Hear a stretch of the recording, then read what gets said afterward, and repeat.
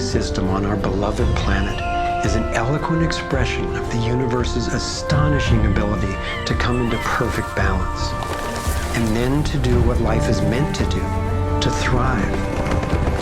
Thriving is the natural flow of life.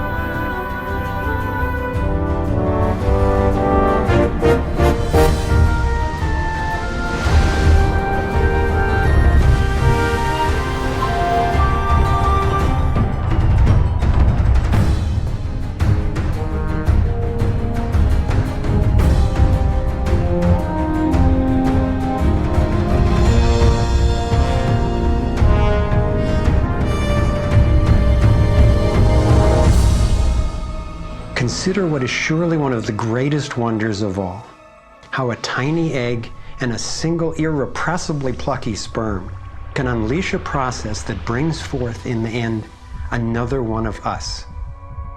A being of vast ability and unlimited potential, with a brain capable of complex and soaring self-reflection, legs made to dance and run, fingers nimble enough to weave a basket, play a violin, caress a face.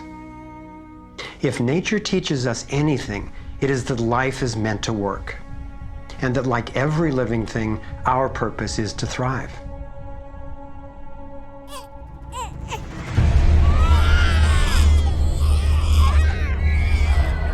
And yet, for the majority of people on the planet, life is not about thriving. It's about surviving, just trying to hang on. Is this really the best we can do? Did the universe labor for nearly 14 billion years only to bring forth a species that would end up as an enemy to life itself and to its own home? I don't think so. My name is Foster Gamble, and I have spent nearly a lifetime trying to figure out what happened. What is happening that could account for the staggering agony and deprivation on this planet?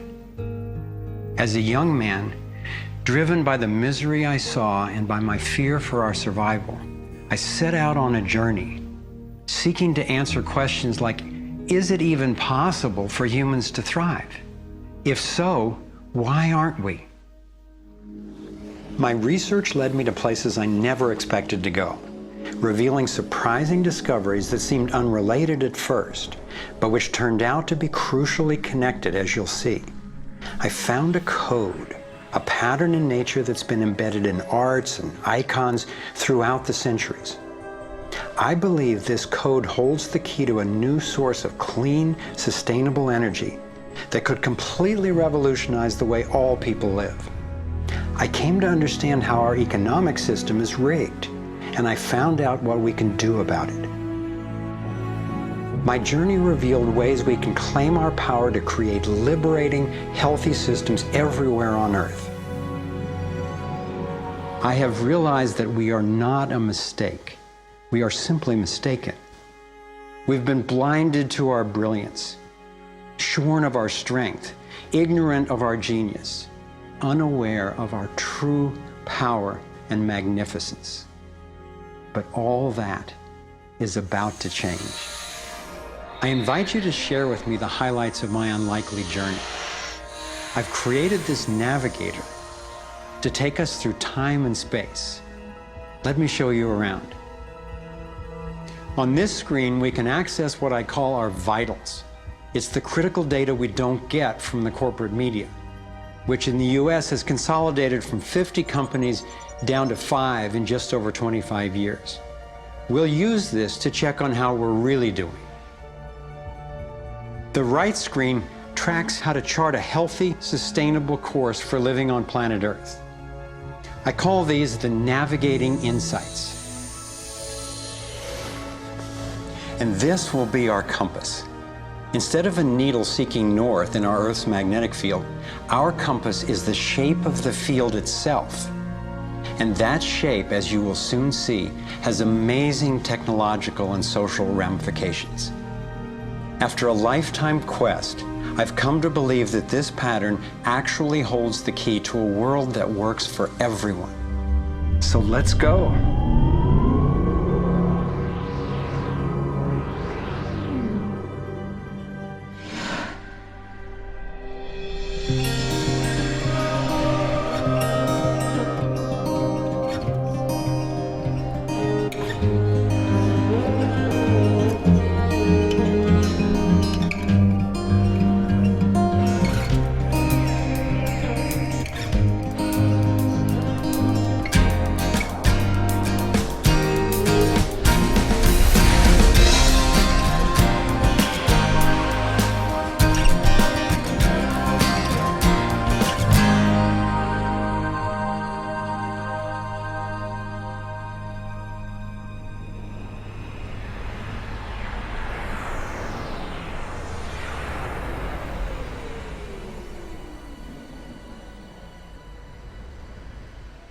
I grew up in a world of privilege and power, attending elite private schools and then Princeton University. As a direct descendant of one of the founders of Procter & Gamble, I was groomed to be a leader in the establishment. But I chose a different path.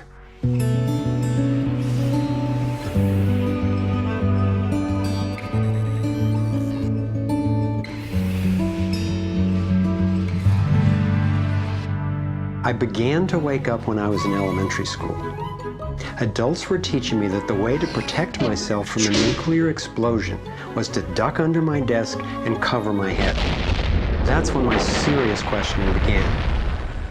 A couple of years later, I had a direct experience of universal energy. It happened one day when I was riding on a school bus, gazing out the window. I had a vision of a whirlpool pattern, and I just knew that the flow of energy I was seeing was the same in an atom as in our entire solar system. I felt deeply that I, too, was somehow made of that same pattern. This vision was what originally got me into science, into trying to figure out how the universe works and how we humans fit into the overall pattern of life energy. Years later, I learned that the pattern I saw is known by some in the scientific world. It turns out that in 1921, Albert Einstein got a Nobel Prize for discovering that when energy is released in the universe, there are little packets of wholeness that emerge. This pattern actually tells us a lot about how life evolves. Considering the enduring wonders of creation throughout the universe and how unsustainable so many of our human systems are, I figured learning how the universe creates and sustains life would actually be quite useful. Each of these little packets of wholeness that Einstein discovered, called a quantum, is made out of its surroundings, but is distinct within it, like a whirlpool in water. These packets are always the same pattern, no matter what size, and they are surprisingly relevant to issues as seemingly disconnected as the wars in the Middle East, the global financial collapse, and how to achieve justice for everyone. We're about to explore how. Mathematicians call this pattern the torus. The energy in a torus flows in through one end, circulates around the center, and exits out the other side. It's balanced, self-regulating, and always whole. I was first officially introduced to the torus by scientist and inventor Arthur Young. Futurist Dwayne Elgin explains how the torus is the primary pattern that nature uses for life at every scale. Evolution means to unfold, to roll out. So the question is, what is the universe rolling out? And what the universe is rolling out is self-organizing systems, and you can see this at every scale. A self-organizing system is a technical term for just a system getting a hold of itself, knowing itself, essentially. And if we go to nature, we can look at and we can see these self-organizing forms throughout. We can see it in the cross-section of an orange, the cross-section of an apple. We can see it in the dynamic nature of a tornado. We can see it in the magnetic field around the Earth, a similar magnetic field around an individual. We can see it in the structure of an entire whirlpool galaxy. We can see it in the structure of a small atom. At every scale, throughout its entire history, the universe has one single project. It's growing toruses. The universe is a torus growing factory.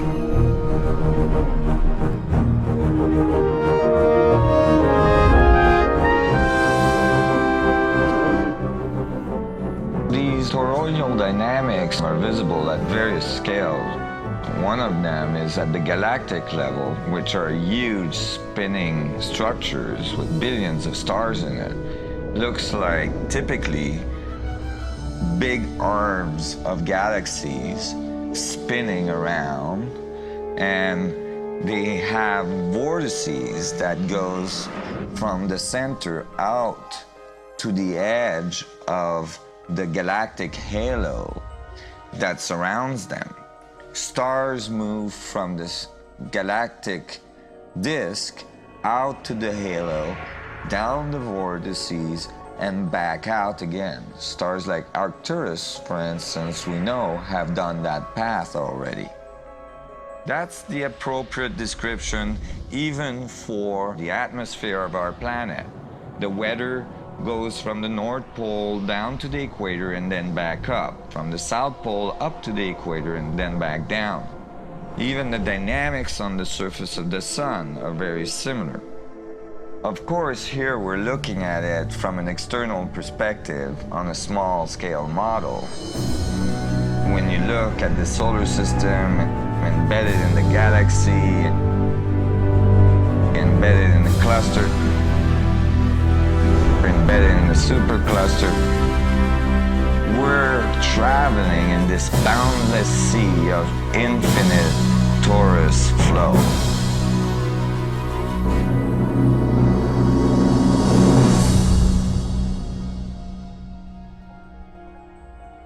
The torus is like the breath of the universe. It's the form that the flow of energy takes at every scale of existence. But there's also an underlying structure in how the flow fits together, sort of like a skeleton. It's called the vector equilibrium, a term coined by one of the 20th century's greatest thinkers, Buckminster Fuller. Inspired by Fuller's visionary work, I spent decades researching the dynamics of the vector equilibrium and the torus. I became so excited by the potential of the toroidal energy form that in 1997 I co-founded a multidisciplinary think tank called the Sequoia Symposium to study the pattern and explore its applications. Our collected research convinced me that the torus and the vector equilibrium are primary patterns, fundamental to the creation of the universe at all scales. At the Sequoia Symposium gatherings, I learned of inventors who claimed they were using the torus dynamic as the basis for devices that generated energy without combustion. This revolutionary development, accessing what's sometimes called zero point or radiant or free energy, is now being called most simply new energy technology. Given that so much of the suffering in our world is the result of lack of access to energy, I realized that free, unlimited, clean energy would be one of the greatest breakthroughs in history. It could not just improve, but actually transform the quality of life on this planet. So I began to wonder who else knew about this pattern or about this powerful potential energy source. Some of the scientists at the symposium showed me how the torus has been encoded by different cultures for millennia. Apparently, ancient cultures had embedded this code in the most enduring forms then possible, in stories, in icons, in alphabets, and buildings. Here we are at one of the world's oldest sacred sites, the Osirian Temple at Abydos, Egypt. Very little writing is found in the Osirian Temple. However, there is one very significant piece of information in that temple. It is a very faint but clear and precise drawing.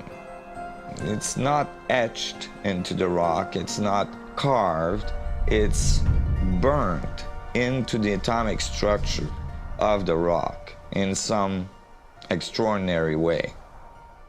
Nassim has decoded the Osirian symbol in 3 dimensions. Since our world is not two-dimensional, it makes sense that codes relaying information about our world also wouldn't be limited to flat designs. His 3-dimensional version of the Osirian symbol starts with the vector equilibrium, a perfectly balanced force field with 12 equal energy lines radiating out. They stabilize its center like the 12 spokes of a wheel.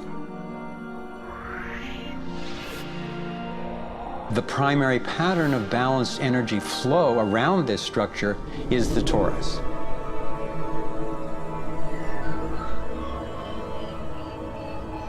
Here we expand to the next larger scale with a total of 64 pyramids called tetrahedra.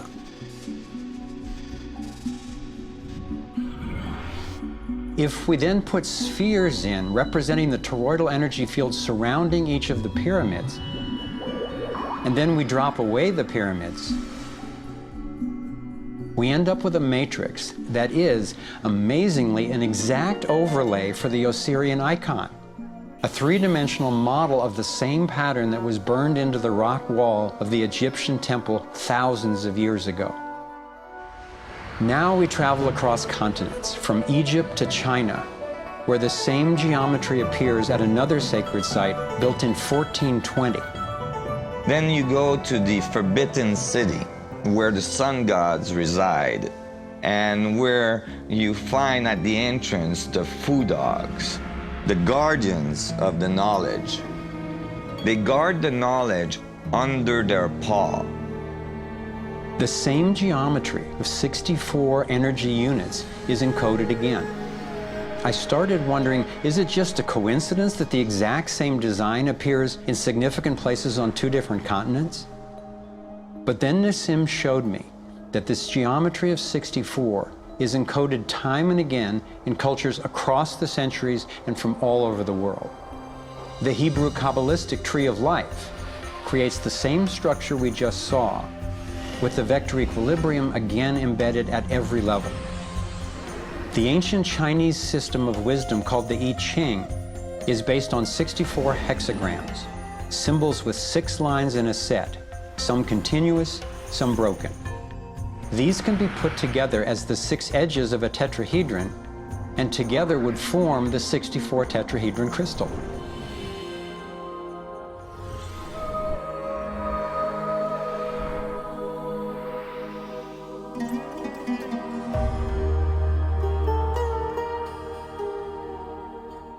This same pattern shows up in modern scientific research. The double helix has an alphabet of 64 codons that are used to encode our human DNA. I had seen that there was advanced knowledge of the living geometry of the universe thousands of years ago, but how on earth did they know about it? Most of the stories of ancient Egypt and Mayan and Incas talk about sun gods coming to the earth and teaching them engineering and writing and all of their science. I started to wonder if all these sun gods were not advanced civilization coming from another part of our galaxy.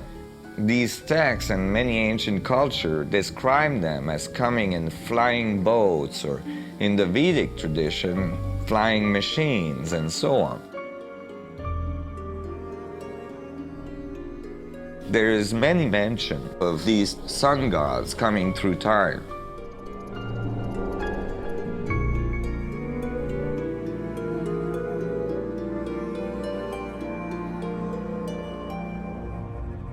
Could these early pilots from beyond our world be the ones responsible for sharing the knowledge of this code? Could they actually be tapping its power to propel themselves through the cosmos?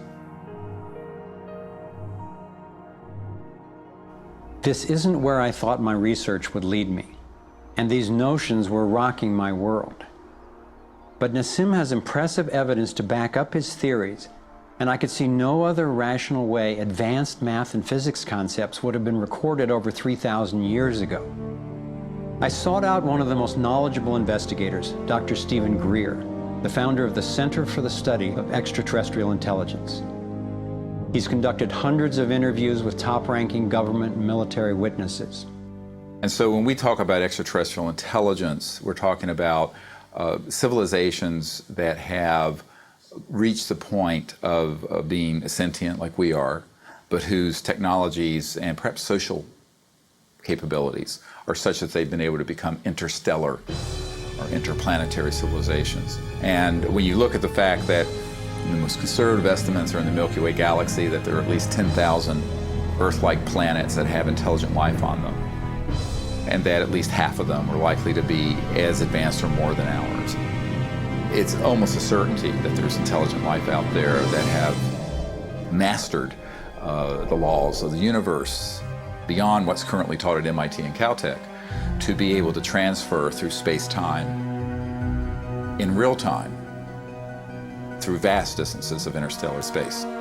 We have over 4,000 cases where these objects have landed on terra firma and left physical evidence. We have over 3,500 pilot cases. We have hundreds of cases, including ones from the highest ranking investigator at the FAA, John Callahan, and numerous other operators where these objects have been tracked on radar going tens of thousands of miles per hour or dematerializing and then reappearing in another point in the sky. Yes, there have been ET visitation, there have been crashed craft, there have been material and bodies recovered. We have contact with aliens not originating from some foreign country, but from some other solar system. And I have been a party to that. There were documents that I have seen that refer to the Roosevelt having several instances of UFO flyovers, and particularly after they took on board nuclear weapons. Now, my SEAL told me, Jordan, this, what have you got in your log? This never happened. The crew going on duty and the crew coming off duty all saw the UFO just hovering in midair. It was a metallic circular object, and from what I understand, the missiles were all shut down. That means they went dead, and something turned those missiles off. Now, remember, all this stuff is flying at several thousand miles an hour. So this thing fires a beam of light at the warhead, hits it, and then this thing flies up like this. Meanwhile, we're all going like this, fires another beam of light, goes around like this, we're going like this, fires another beam of light, goes down like this, fires another beam of light, and then flies out the way it came in. And the warhead tumbles out of space. The feeling at the time was that it must have been extraterrestrial. They took the film and they spooled off the part that had the UFO on it, and they took a pair of scissors and cut it off. They put that on a separate reel, they put it in their briefcase, they handed Major Mansman back the rest of the film and said, "Here, I don't need to remind you, Major Mansman, of the severity of a security breach. We'll consider this incident closed." But who do you tell that you were involved in a UFO incident without them looking at you like you ain't wrapped too tight?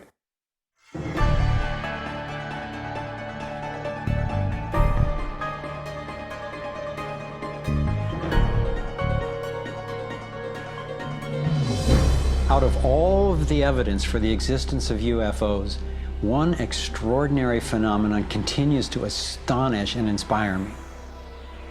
The appearance throughout the world of so-called crop circles.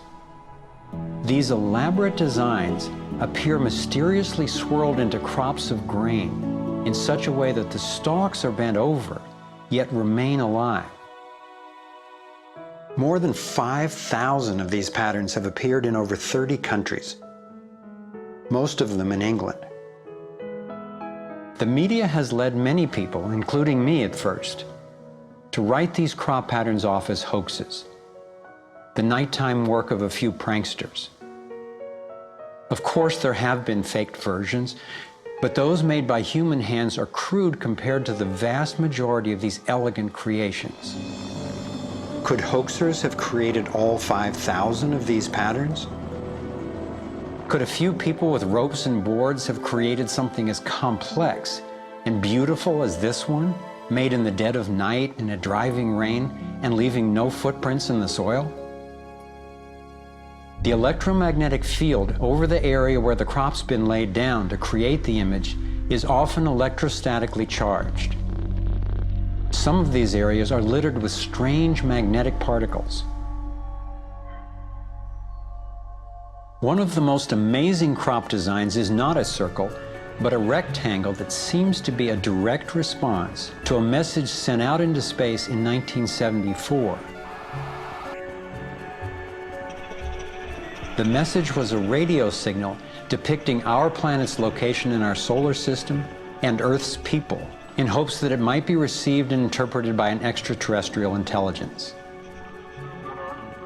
27 years later, in 2001, this crop design appeared in England, along with what could be a self-portrait of the sender. This message matches the format of the NASA signal and describes a different solar system from ours, a picture of the sender, non-human DNA, and a microwave antenna they apparently used to communicate, rather than the radio antenna that we used. The antenna symbol had appeared a year earlier in exactly the same field, right next to a working radio wave antenna, like the one NASA used to send out the original signal. NASA continues to officially deny extraterrestrial contact of any kind. And yet, year after year, these spectacular creations appear.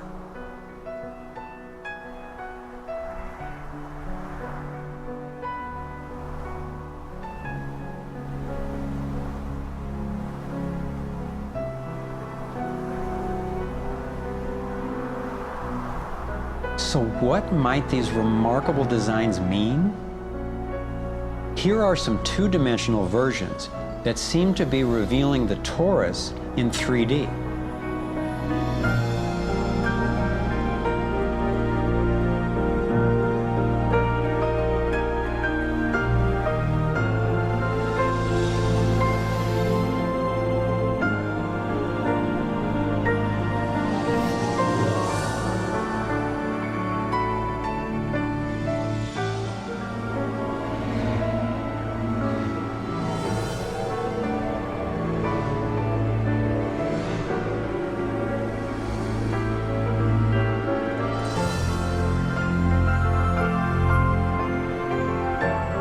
And here is the vector equilibrium.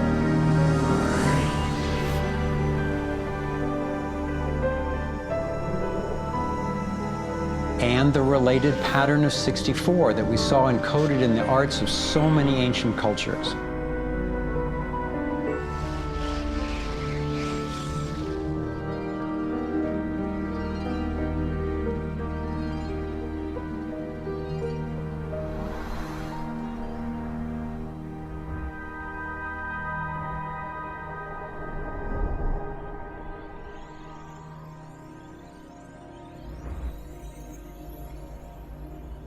When I saw the coherence between the crop circles and the ancient encodings, I thought regardless of whoever created them and wherever they're from, there must be an important purpose to these designs.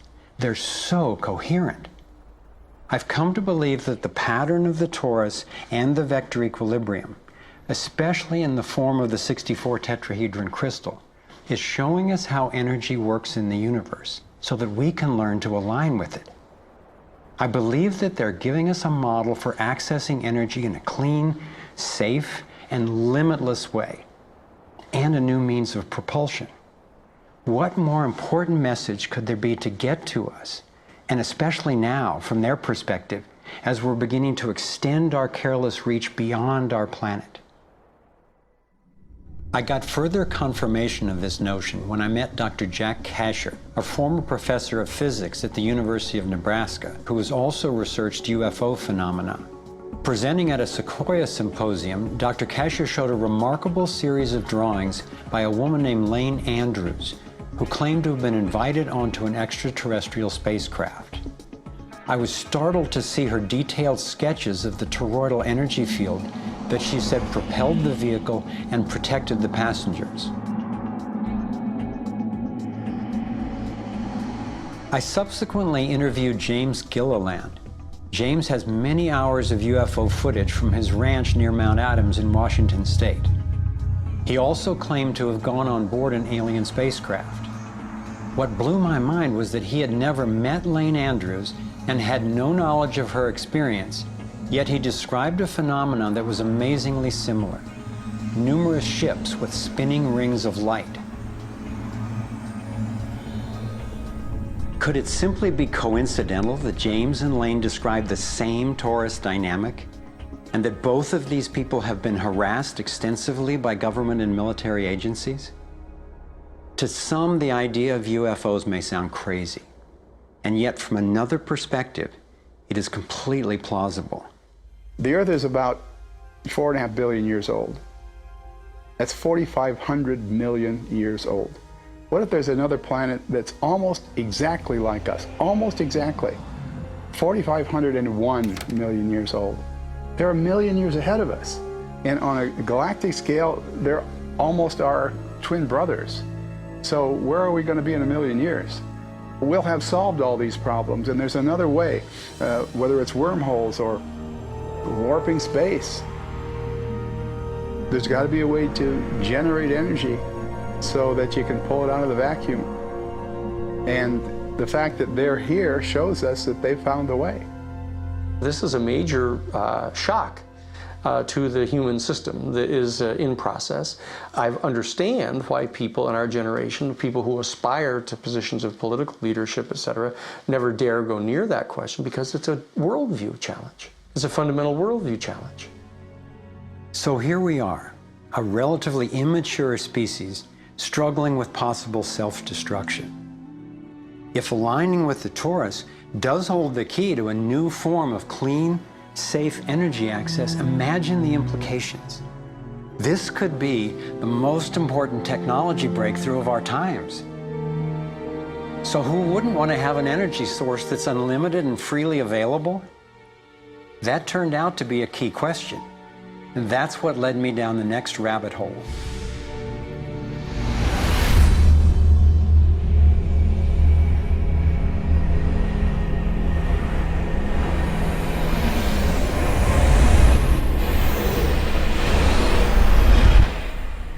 It turns out that scientists as far back as the early 1900s have been developing alternative ways to access electricity without combustion.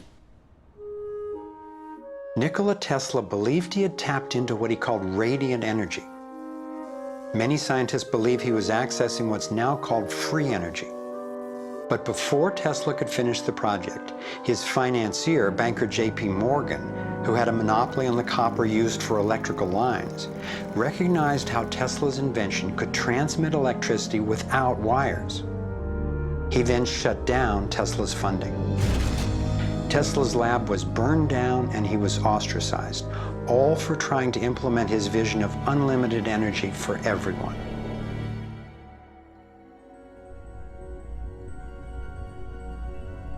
A modern-day inventor, Adam Trombley, was inspired by Tesla's work and by the possibilities of the torus. Trombley built a dynamo, a direct current generator that accessed electrical power right out of the air. We were trying to demonstrate that by mimicking the magnetic field of a planet and rotating this device, we could actually create a dynamo that would work. And in fact, it did work, and it does work. So when we contemplate nature, when we contemplate Jupiter, or we contemplate a dynamo like the Earth rotating in space, we're basically talking about a magnet which is rotating in space. And the lines of flux of the magnet are pouring down and through in this toroidal pattern of the magnetic field. It's also expanding and contracting. It's breathing. It's taking in the energy of space literally and transforming it. Right here in this toroid, we have enough energy to transform the entire Earth. And that's not just a theoretical statement, it's literally true.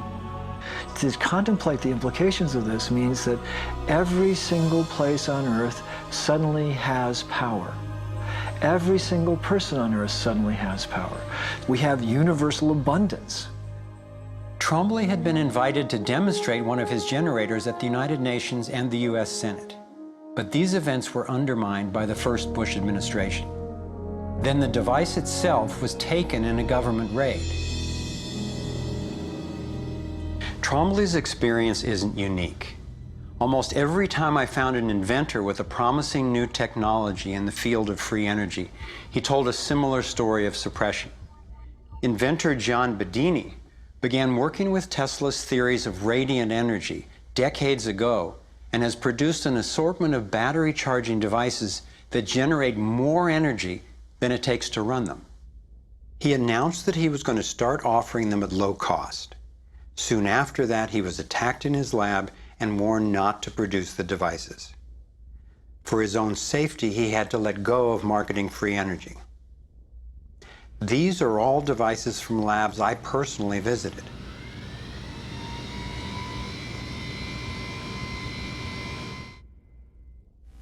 Now.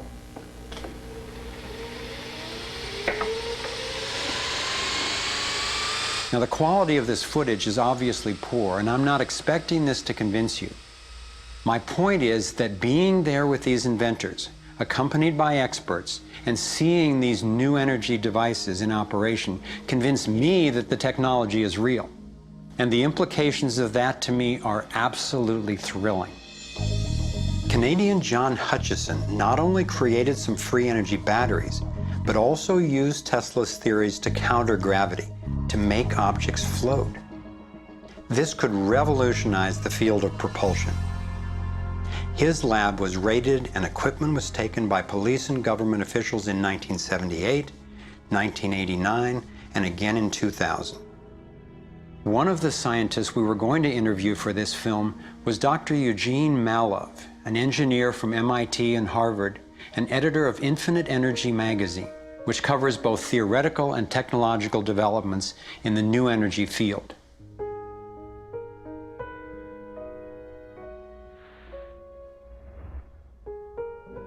Dr. Malov was mysteriously beaten to death in 2004. If these inventors were all hoaxers and charlatans, I wondered, why are they being suppressed so consistently and so brutally? I asked free energy inventor Adam Trombley why he thought this technology was being suppressed, and if the UFO phenomenon was related.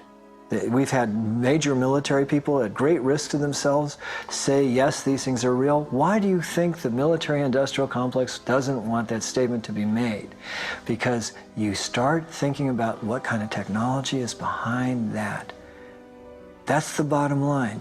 The suppression of UFO phenomena is hand in hand with the suppression of so-called free energy. The energy is extracted from the fabric of the space around us, which means it cannot be metered. That is a direct threat to the single largest industry in the world, energy. It's goodbye ExxonMobil, goodbye oil, goodbye coal, goodbye linear transmission of electricity through power lines, all that gone. Unfortunately, it's someone's $200 trillion piggy bank. The proven oil and gas and coal reserves are worth north of $200 trillion.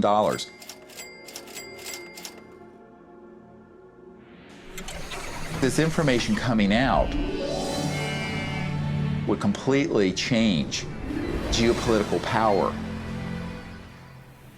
more than anything since, well, in recorded human history. And it would happen in a generation. I started to examine the breakthrough solutions, and much to my surprise, these concepts have been proven in hundreds of laboratories throughout the world, and yet they have not really seen the light of day.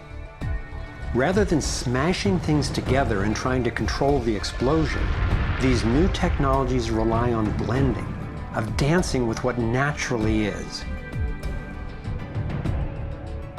The common denominator of all the free energy devices I've seen is that they mimic, in one way or another, the torus energy shape. You don't have to believe in free energy technology to be concerned about the repression of ideas and inventions. I found myself thinking, what better way to justify our dependence on oil, coal, nuclear, and other dangerous and dirty technologies than to claim there are no better, cheaper alternatives? It was my beloved wife and creative partner, Kimberly, who kept bringing me back to the human implications of my scientific research. For me, as intriguing as the tourists and ETs and free energy are, the most compelling question was, would understanding these things really help alleviate human suffering in any way? And it turns out it can. So much of the pain on the planet has to do with the lack of access to energy. Can you stay warm? Can you get food and water? Can you get hospital care? All that has to do with energy access. If there is a fundamental pattern, which makes sense to me that evolution would be efficient in that way, and we can align with that pattern to create new technologies that will solve these problems, then it's worth it to me to open my mind to these socially taboo subjects. If the new energy technologies were to be set free worldwide, the change would be profound. It would affect everybody. It would be applicable everywhere. These technologies are absolutely the most important thing that's happened in the history of the world. So given the stakes, I decided to ask who's benefiting from suppressing scientific research? Whose wealth and power are threatened by access to clean, free energy? Who has a motive to set up a world where so few have so much and so many have so little? As an independent researcher, I followed one of the cardinal rules of investigative journalism. If a story doesn't make sense, follow the money.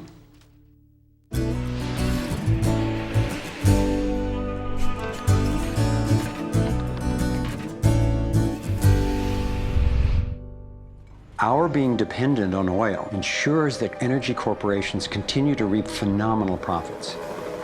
I see them committing huge resources to undermine energy alternatives, to control global reserves, and to maintain high oil prices. They have enough money and influence to suppress anything that might threaten their monopoly.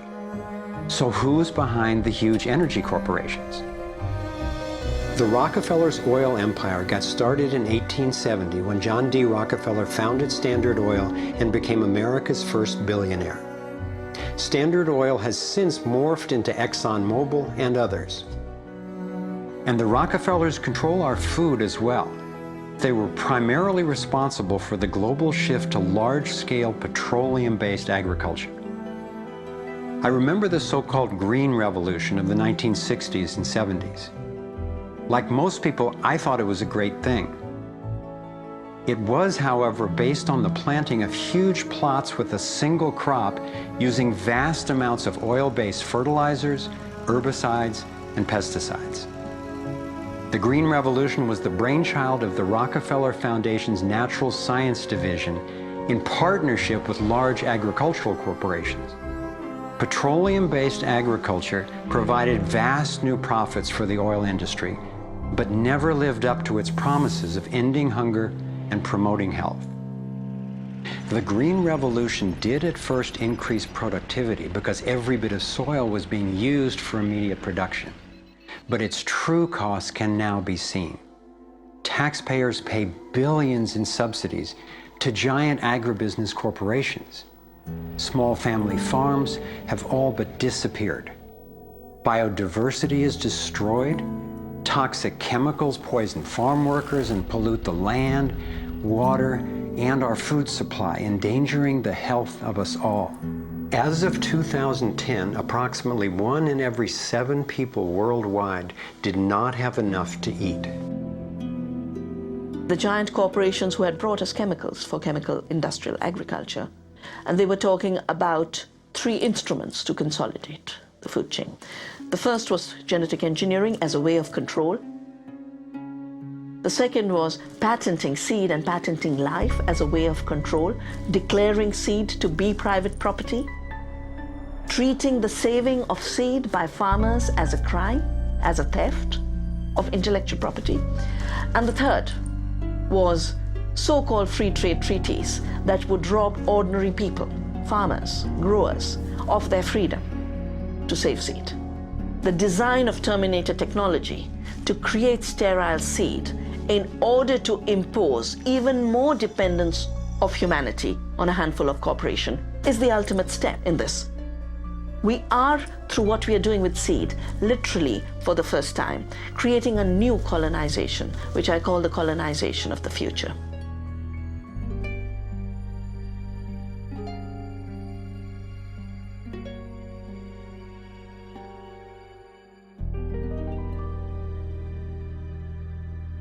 So in two crucial areas, energy and food, the same elite banking families and their corporations have taken control, and the consequences have been devastating.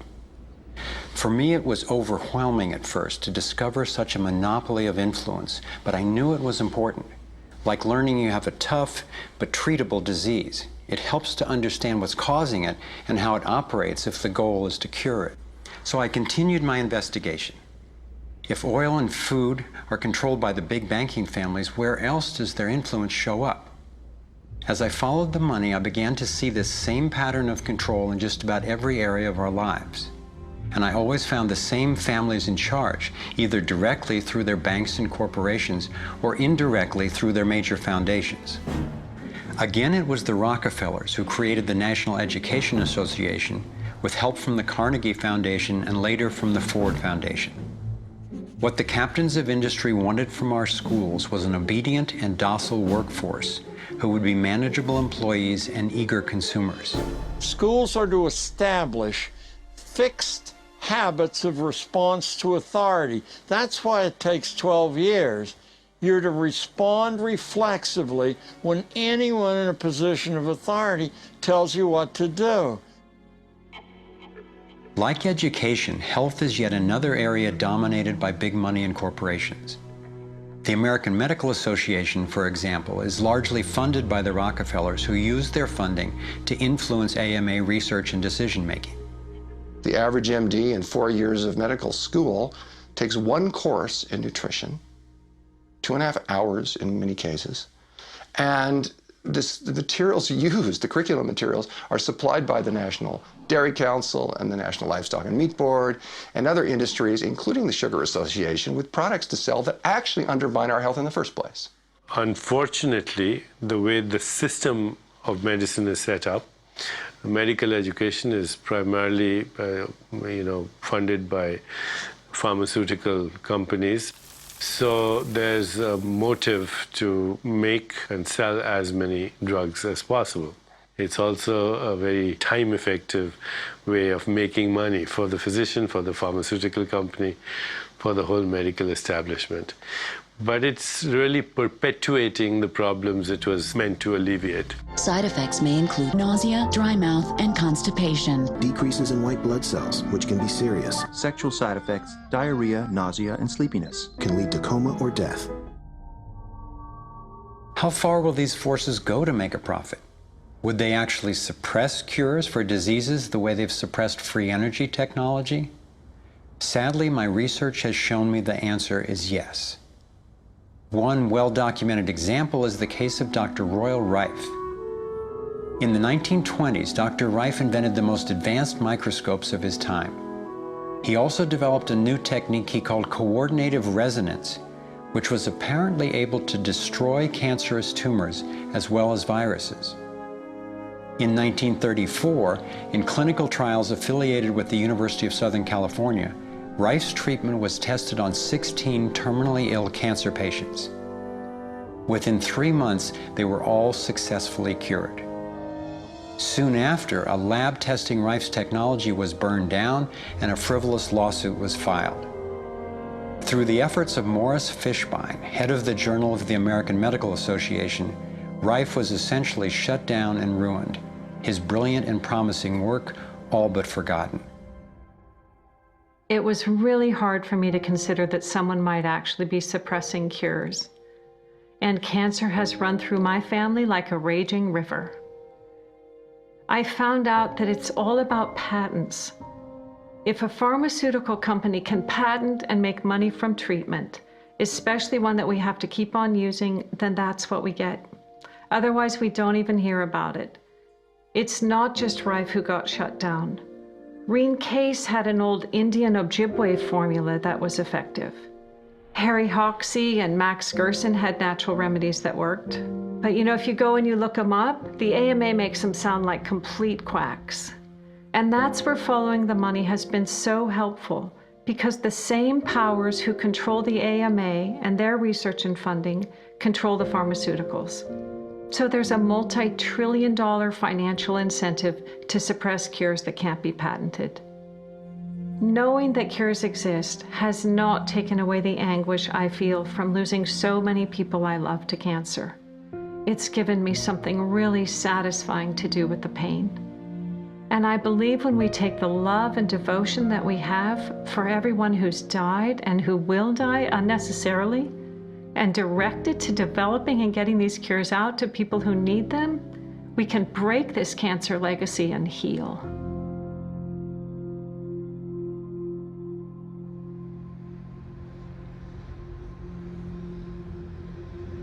As difficult as it was for me, I have come to an inescapable and profoundly disturbing conclusion. I believe that an elite group of people and the corporations they run have gained control over not just our energy, food supply, education, and healthcare, but over virtually every aspect of our lives. And they do it by controlling the world of finance, not by creating more value, but by actually controlling the source of money. When I followed the money, I found that it took me up the levels of a pyramid. Here we are at the bottom level going about our daily lives. Above us is government, people who are given a monopoly on force and use it to tax and control us whether or not we agree. But who controls them? At the next level are the corporations. Many would say that it is now corporations and not nation states that rule the world. They call it a corporatocracy. To acquire the world's resources and control the markets, this corporatocracy must have access to cheap money. The big corporations get their loans at special rates from the big banks, which means that those who control the major banks, the moneyed elite, ultimately control the corporations. As I've followed the money, I've learned that almost everything I once believed about money is simply not true. It's interesting how few questions we actually ask about very everyday things, like when we go into a bank and we ask for a loan of, say, $50,000, £50,000, what actually happens? You see, most people live their lives based on a kind of vague image of what happens. What actually happens is you ask for £50,000, they type into your account £50,000. That's all they do. They don't mint any coins, they don't print any money, they don't move any precious metal anywhere. They just put £50,000 into your account on a computer screen.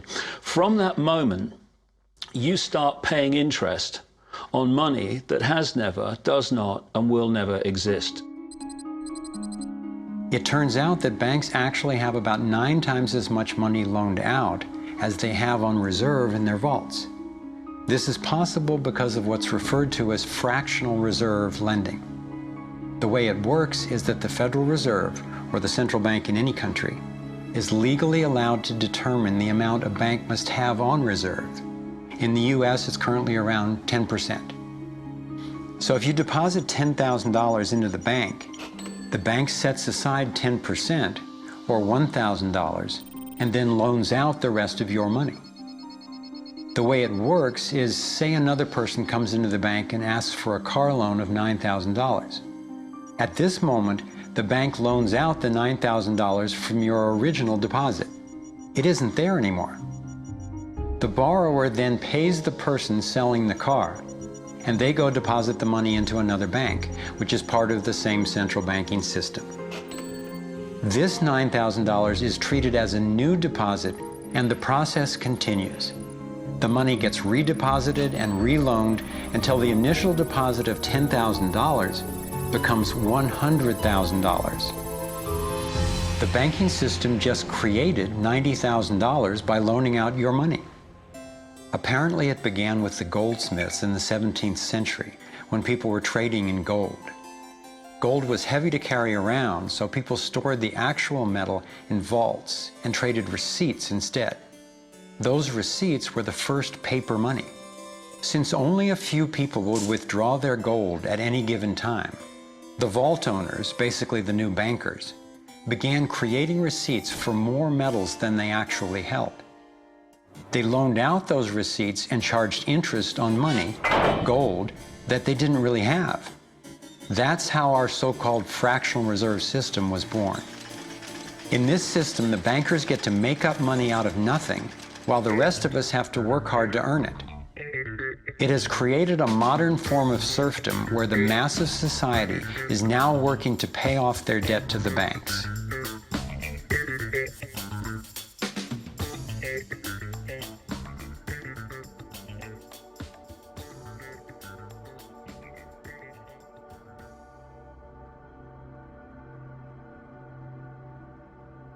Under this fractional reserve scheme, we inevitably become debt slaves to a ruling class of financial elite, not because they are better or smarter than anyone else, but because they have rigged the system to benefit themselves at the expense of most people on the planet. Catherine Austin Fitts is an expert on this issue. She was an Assistant Secretary of Housing and Urban Development under President George Bush Sr., and then an advisor to the Clinton administration. Let's set up a game of Monopoly and you want to buy Park Place. What I can continually do is just print money, give myself more money, lower the value of your money by printing more. No matter how hardworking you are or how successful you are, I can always end up buying you for free. So how come if you or I make up money, it's called counterfeiting, but if the banks do it, it's increasing the money supply? How did the banks get this power? This is Jekyll Island, where in 1910, representatives from the Rockefellers, Rothschilds, Morgans, and other private bankers gathered secretly to draft the legislation that would create the Federal Reserve. Ed Griffin literally wrote the book on what happened at Jekyll Island. Central banks are banking cartels which have gone into partnership with the respective governments in the countries where they operate. And they've been given monopolistic power over the creation of the nation's money supply. That's what the politicians handed to them as a gift, you might say, for the partnership. Now, in return, what did the bankers do for the politicians?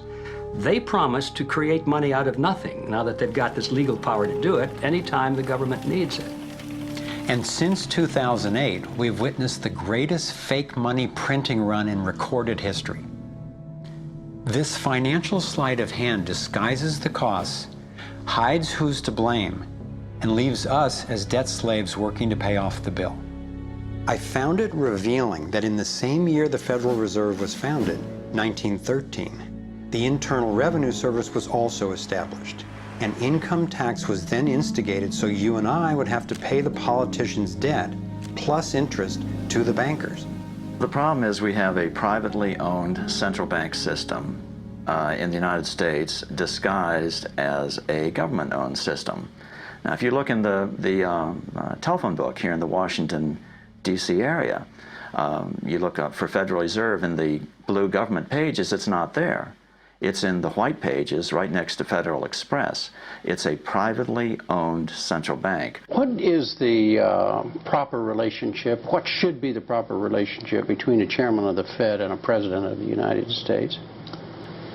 Well, first of all, the Federal Reserve is an independent agency, and that means basically that there is no other agency of government which can overrule actions that we take.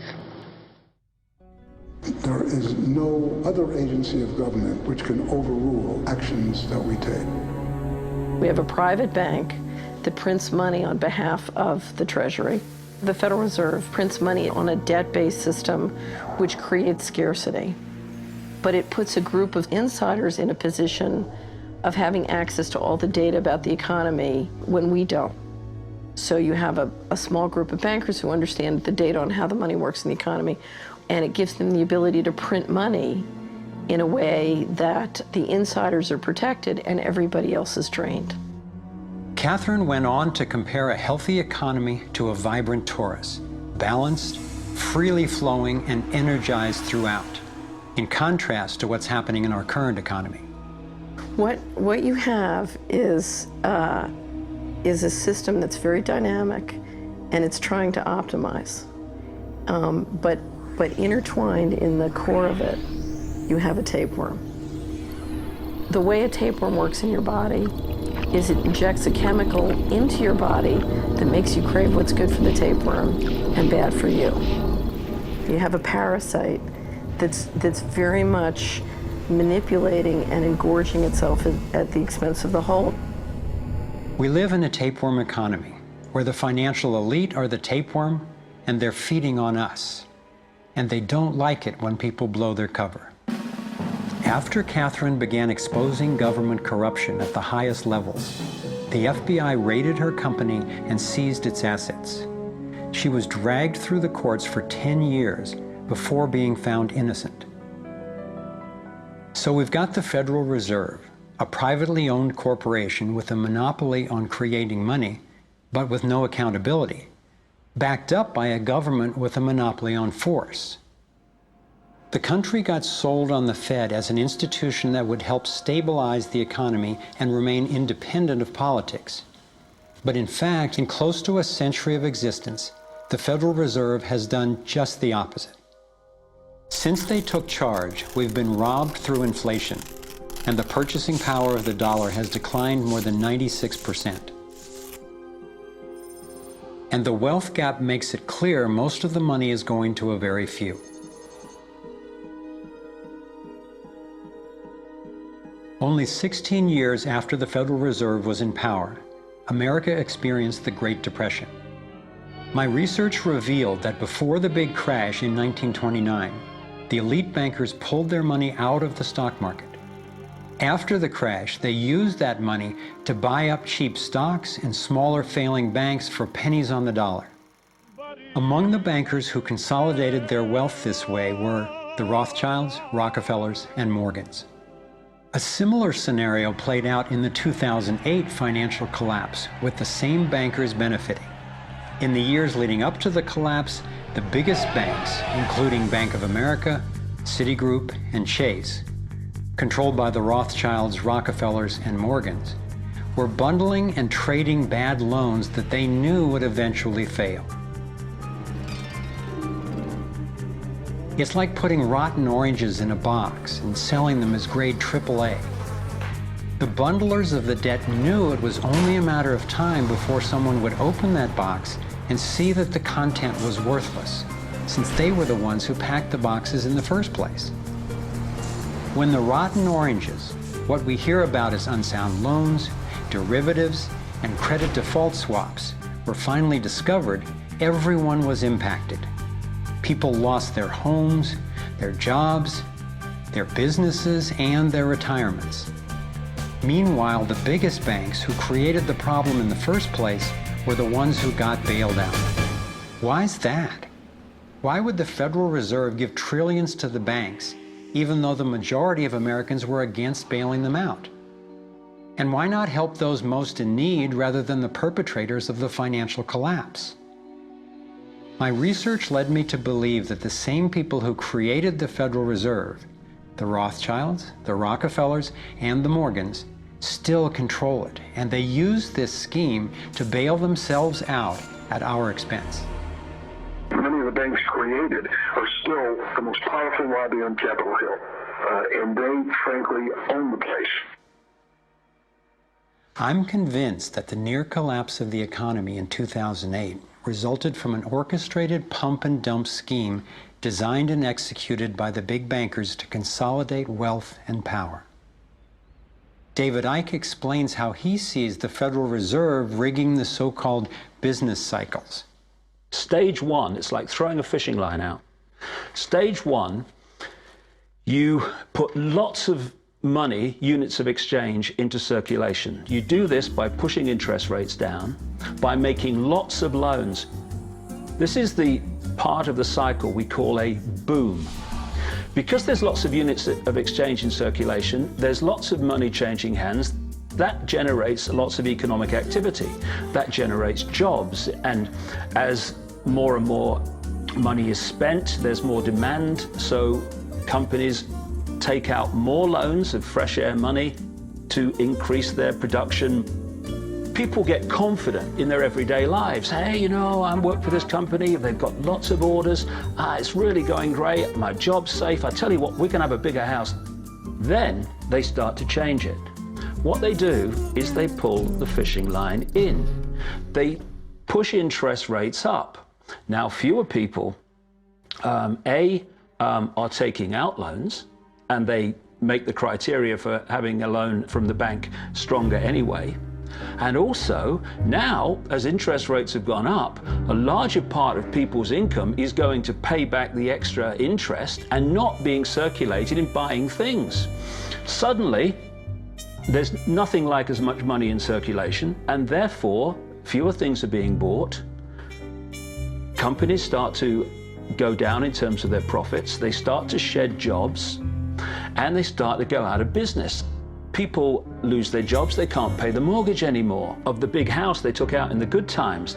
Now what the banks are doing is starting to reel the fishing line in, because as they go bankrupt, companies and individuals, the banks get the real wealth, the property, the land, the resources that they had signed to them for lending merely figures on a screen. Now this economic cycle of fishing line out, fishing line back, lots of units in circulation, pull them in, has been going on for centuries. And what it's done, it's stolen and accumulated the real wealth of the world in the hands of the few.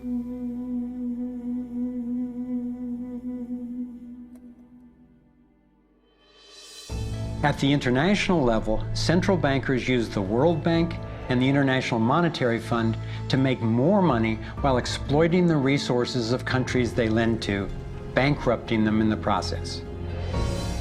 The central bank of central banks is the Rothschild-created Bank for International Settlements. The elite are positioning themselves to control access to virtually everything we need to survive. No matter where you go in the world, the money is controlled by the banking system. They decide if people eat or if they don't eat. Who's a billionaire and who lives on less than $1 a day? He who controls the money controls the world, and a very few control the money.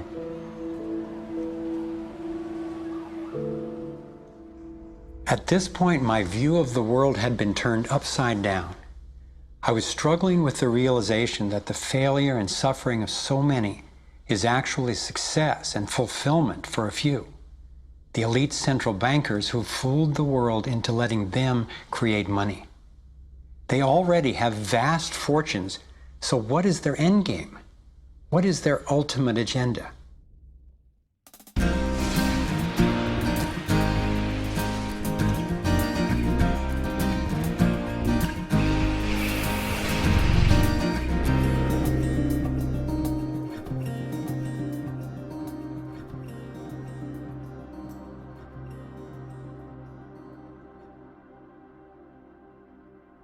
I kept running across compelling evidence and credible experts saying that the secret agenda of the banking elite is nothing less than total global domination.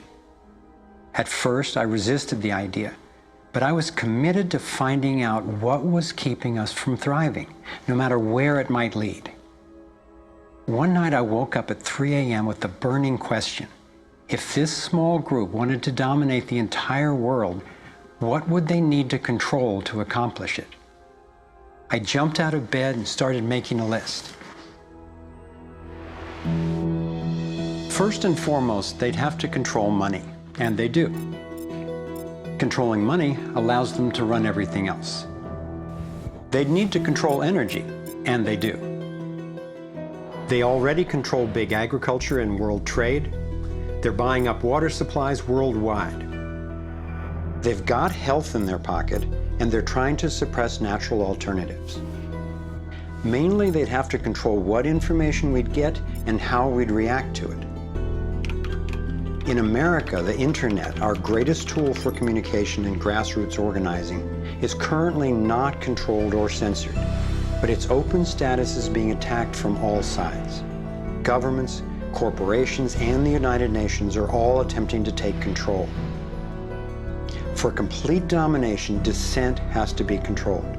They'd need to take away our rights, spy on ordinary citizens, and track every aspect of our lives.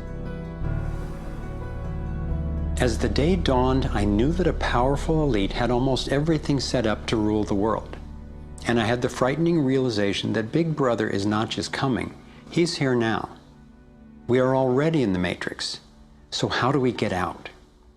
To envision that, I realized I needed to discover what their ruling structure looks like and how it works.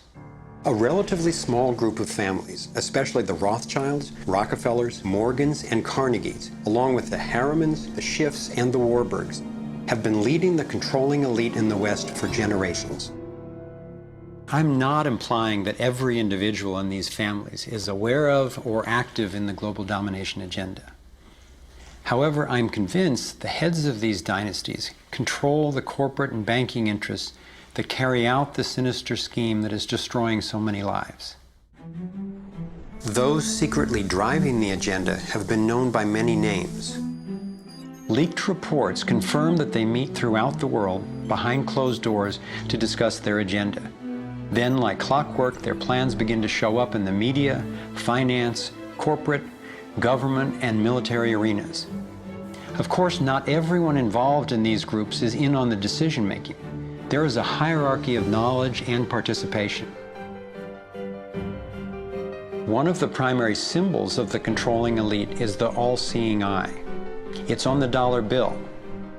It's on the American mass surveillance system initially called Total Information Awareness. It's on the British intelligence agency MI5. And it even oversees the Supreme Court complex in Israel, designed and funded entirely by the Rothschilds. I believe they've taken the majestic image of the Cheops pyramid and its legendary metallic capstone and perverted the meaning to represent those at the top being able to track and control all those under them.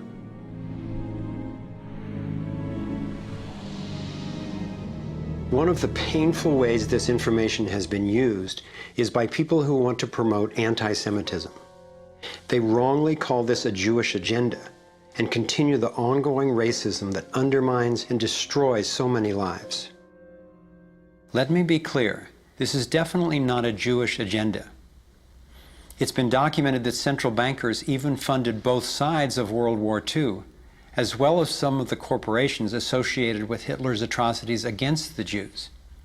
Since these people have more money than their families would need for generations, and since they have the power to create money, I don't believe wealth is their end goal. After you have all the material things that you could possibly want in life, what is left to excite you? And for many people, the answer is power, global power. They became intellectually elite. They began to think that they had a plan that was better than anybody else's plan. They got the idea that freedom is dangerous.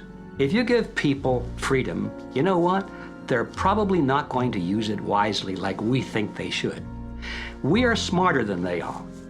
And for their own good, we should rule them.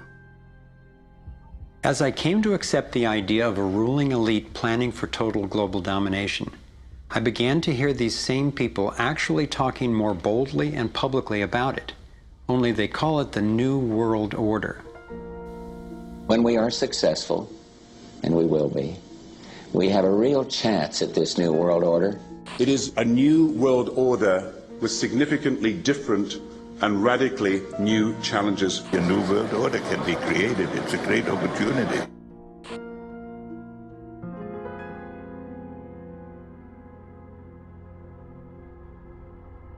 Given the condition of our world, a new world order can sound like a great idea. But I had to distinguish between what I was discovering about global domination, a one-world government run by an elite few, and the reality of our global interconnectedness, which is the realization that at a fundamental and even spiritual level, we are not separate, we are all connected. But the agenda for global domination is really the exact opposite. It's a divide and conquer strategy to keep us all pitted against each other thinking that it's the Democrats or Republicans, the liberals or conservatives who are the problem, when both parties are ultimately serving the same plan. I believe we're heading toward a totalitarian world authority, actually a military dictatorship, run by a tiny elite who have all the power and make all the rules. If they succeed, there'll be nowhere to run, nowhere to hide. Think about it. The whole notion of conspiracy has been so ridiculed that it's socially challenging just to consider it. And there's always a reasonable sounding story to explain any one incident on its own. I personally used to try to justify how the same people consistently ended up with more money and more control by thinking they must just be taking advantage of the situation, but not actually causing it.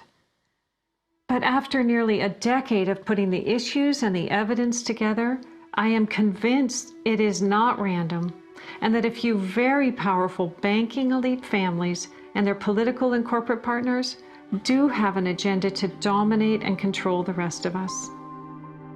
Once I got the reality and the scope of the agenda, I really had to think, how much do I want to know about this?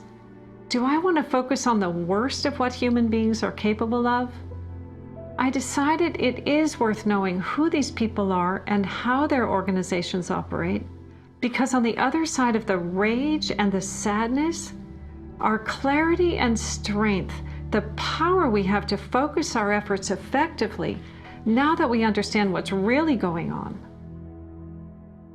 The greatest prison that people live in is the fear of what other people think. What happened to me as a result of all the ridicule I went through is that I stepped out of the fear of what other people thought. And it's only when you do it that you realize what a prison you lived in before. And what it gave me was a personal understanding of how easy it is for a few to control the many. All you have to do is dictate the norms in society, what is considered right and wrong, moral and immoral, good and bad, sane and insane, possible and impossible. And you build what I call a hassle-free zone. And if you live your life within that zone of perception, belief, and what you say and think, then people will leave you alone because you're normal. Once you step out of that pen and you start to express your uniqueness, what the Illuminati have created is a whole human population of prison warders who are jumping on those that are stepping out of the norm. And it's interesting, when you get to the edge of that hassle-free zone in what you say and you think, you're not thinking, if I do, what about the head of the World Bank? What's he going to say if I do this? No. We're saying, what will my mother think? What about the guys down the bar and the people at work? What will they say? And what the Illuminati have done by creating the norms, they have created an absolute army of people to impose those norms on each other. Their grand strategy for global dominance is already being implemented. They are carving up the world into superstates that transcend national boundaries so that we are easier for them to manage. They have already established the European Union and the African Union.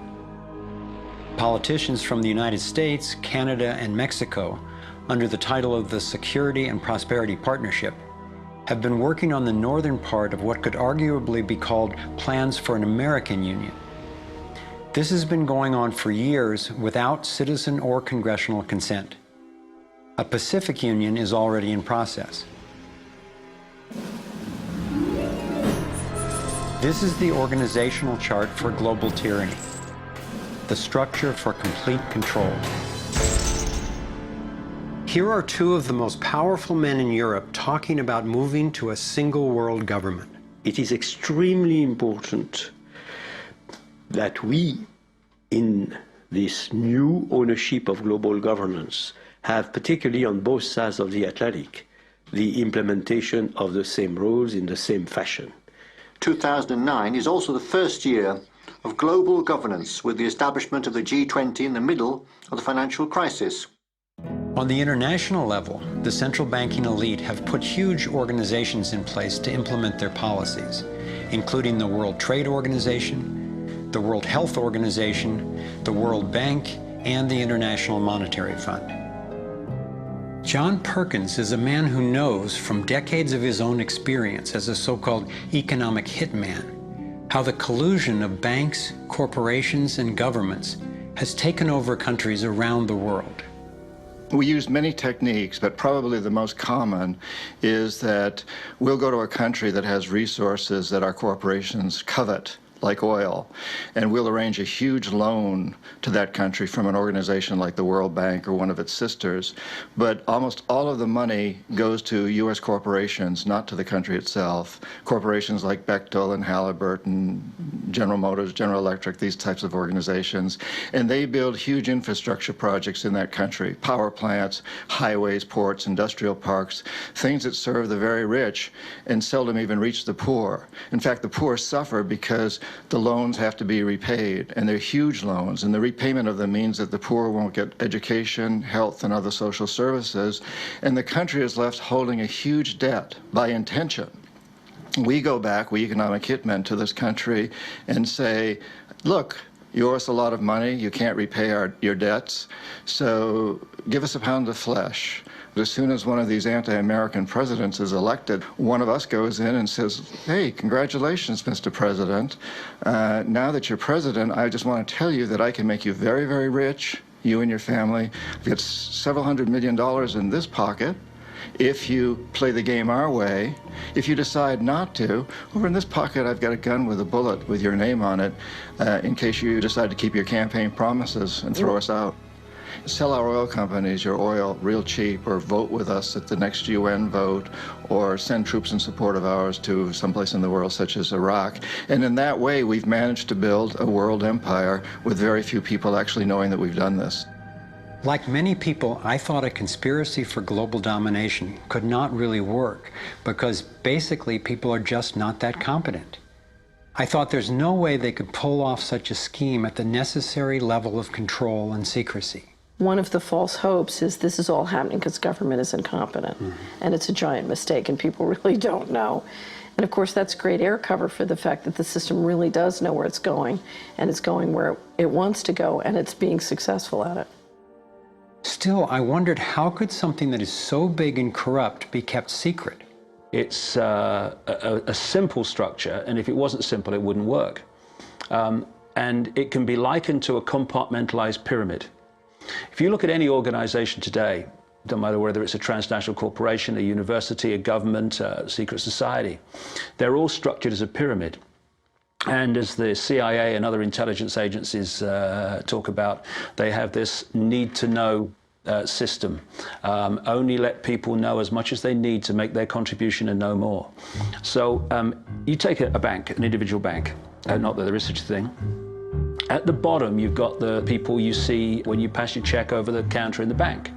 Now, they don't know what the bank manager behind them knows and is discussing. They only know what they need to know to do their job. The bank manager in the office behind them, he doesn't know or she doesn't know what's happening at the next level, and they don't know what's happening at the next level. And eventually, you've got a tiny few people at the peak of the pyramid of that banking structure. They're the only ones that know what the real agenda of the bank is and what the direction is that they're going and why. This kind of compartmentalization explains how the Manhattan Project, which developed the atom bomb in World War II, was kept secret despite having 130,000 people working on it. When I first let in the scale and the intentions of the agenda, I felt like I had the flu for about 2 weeks. But then it dawned on me. Here was this well-planned, well-orchestrated attempt to squelch human potential, and still our brilliance shines through. Even though we've been systematically distracted and repressed, people have come up with innovative, ingenious solutions to a huge number of the problems that we face. It's not our fault that we didn't recognize how organized and intentional this scheme is. It's our challenge. I looked at the kind of world the controlling elite have already given us, and I had to ask, what kind of world would we be living in if they had absolute and complete domination over everyone, everywhere? In this new world order of theirs, a tiny number of people would exercise total control over the lives of everyone through a system of intrusive surveillance, violent suppression of dissent, and debt slavery. Imagine tiny islands of opulence surrounded by a sea of misery, where the mission of the military is to protect the haves from the have-nots. I've come to believe that their endgame is truly ominous, and that they will stop at nothing to continue implementing their plan. As difficult as it may be for Americans to accept, I'm now convinced the agenda of the global elite includes destroying the financial strength and sovereignty of the United States. With its history of free speech and armed revolt, America represents the major hurdle to global consolidation of power. If they can succeed in bringing down this country, I believe the international elite intend to transfer the power and productivity of Americans to their one-world dictatorship, gradually taking over our lives in what David Icke calls the totalitarian tiptoe. Think about it. They've got us so deep in debt we can never repay it. They're collapsing the dollar, and they're attempting to replace it with a global IMF currency. This press for a global cashless electronic currency would enable a central authority to financially disable any individual or group in an instant. Now, for the first time in history, international taxes are being proposed under the pretense of addressing climate change. Like a Trojan horse, the suggested treaty unveiled at the 2009 Copenhagen Climate Conference appealed to our concern for the environment while distracting us from the fact that this unprecedented carbon tax would be paid to the World Bank and enforced by global police. There are ways to address our obvious need to curtail pollution without creating a tax base for tyranny. You want to change society in a way that you know that if you do it openly, you know you're going to get an adverse reaction. So you don't do it openly. You play problem, reaction, solution. Stage one, you create a problem. It could be a terrorist bomb, it could be a 9/11, it could be a run on a currency, it could be a stock market collapse, a government collapse. You tell the people your version of A, who did it, and B, why. And at this point, problem, reaction, solution would fall down if we had a media that was in any way related to journalism. Instead, the mainstream media is a public relations office for the official version of events. Turns out President George W. Bush was right about Saddam Hussein hiding weapons of mass destruction. The virtually only way or source of information that the public have about this event is from the mainstream media.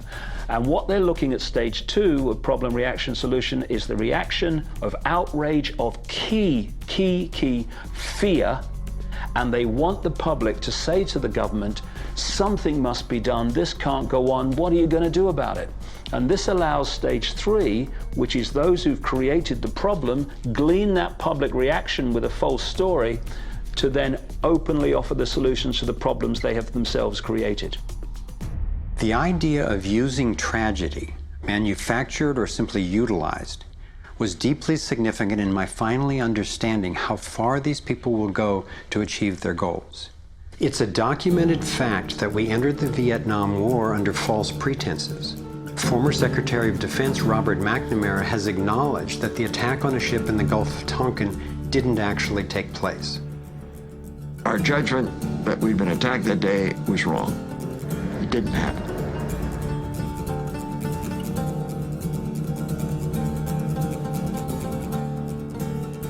More recently, former President Bush used non-existent weapons of mass destruction as a pretext for invading Iraq.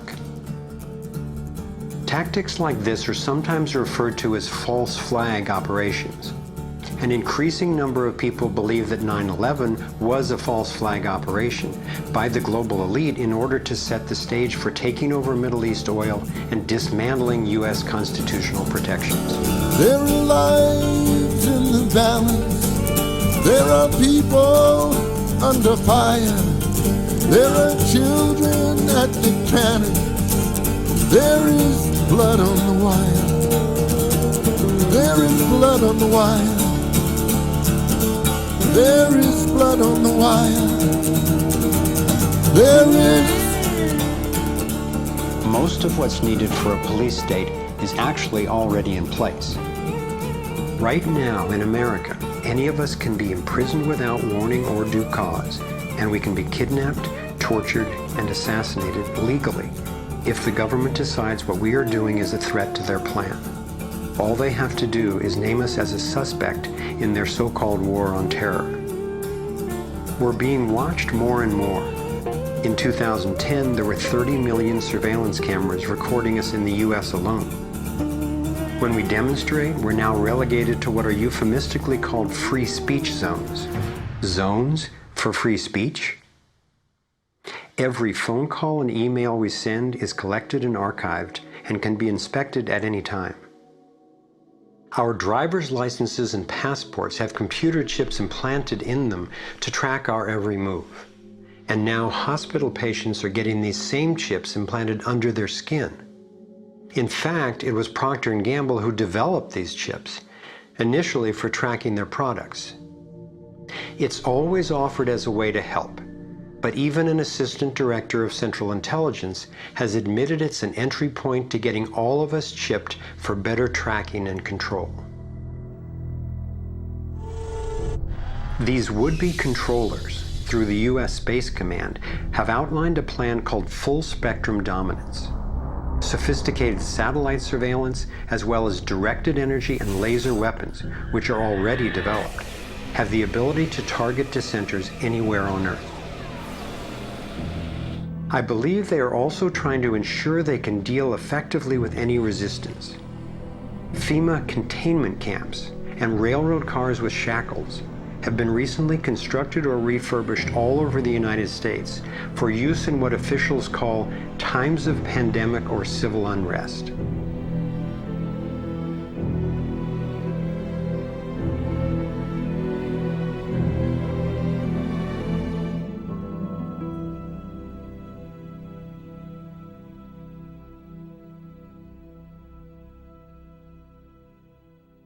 There's one more brutal realization about the global domination agenda that I need to share. This was a horrible one for me to grasp, but without it, this inquiry would be dangerously incomplete, and our solution strategies would be inadequately informed. In my research, I came across convincing evidence that their plan actually includes the elimination of the majority of the world's population. As sick as it sounds, it makes sense that they would be better positioned to succeed in their quest for absolute control if there are fewer of us to manage. Every time I've thought they wouldn't do that, I discovered I was wrong. I found startling documentation that eugenics is one of the core pillars of their plan. Eugenics is the practice where some people get to decide who's worthy to breed and who's not. Sterilization is one of the many insidious ways this covert plan is being implemented. In 1904, the Carnegies funded the first eugenics laboratory in Cold Spring Harbor, Long Island. The Rockefellers funded involuntary sterilization of people of color through their eugenics programs and funded the Kaiser Wilhelm Institute in Germany to further the racial supremacy agenda later adopted by Hitler. In 2007, the U.S. Department of Agriculture and Homeland Security funded a proposed project to aerial spray over 7 million people in urban areas of Northern California. After citizens organized against the plan, officials were forced to reveal that the spray included multiple toxins that can cause disease and disrupt the reproductive cycle. Fortunately, civil resistance stopped the project. The U.S. government has been caught over 30 times covertly experimenting with toxic chemicals on its own citizens, from soldiers, prisoners, and Native American reservations to entire towns and counties. Mass covert sterilization of women and girls, usually using secret additives to vaccines, has been exposed in Brazil, Puerto Rico, Nicaragua, Mexico, and the Philippines. These have been under the auspices of such programs as John D. Rockefeller's Population Council, the U.S. Department of Health, Education, and Welfare, where Nelson Rockefeller was undersecretary, and the Rockefeller-founded World Health Organization. Novartis and Syngenta, in cooperation with the U.S. Department of Agriculture and the Department of Defense, have field-tested a spermicidal strain of GMO corn that would render male consumers infertile. This was quietly announced as a contribution to the world overpopulation problem.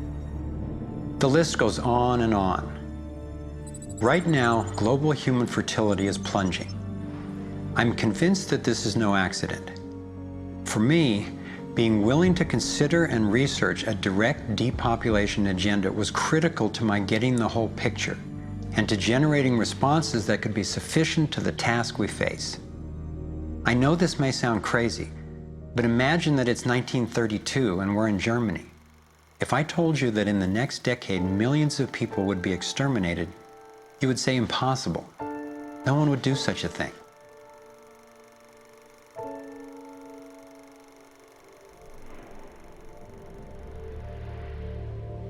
This is what depopulation looks like today. I'm convinced that I'm not overstating the case. Could I be wrong? Perhaps. But what if I'm not? We are at a critical fork in the road in human evolution. One road is leading toward tyranny and possible self-destruction. The other would lead us to a peaceful, healthy civilization based on honoring the rights and freedom of every single person on the planet.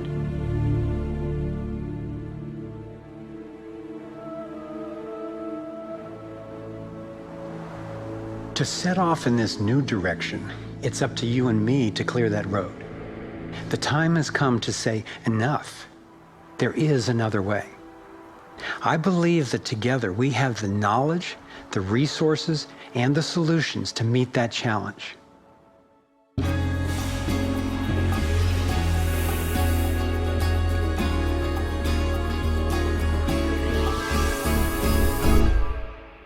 I see this process as nothing less than a struggle for the soul of humanity. It begins with a shift in worldview, answering the question, who are we really? What is human nature? Are we humans what the elite would have us believe? Stupid, greedy creatures who, if left to our own devices, would devolve into violence and chaos, and so for our own good must be ruled over by a self-appointed elite? Or are we naturally caring and creative?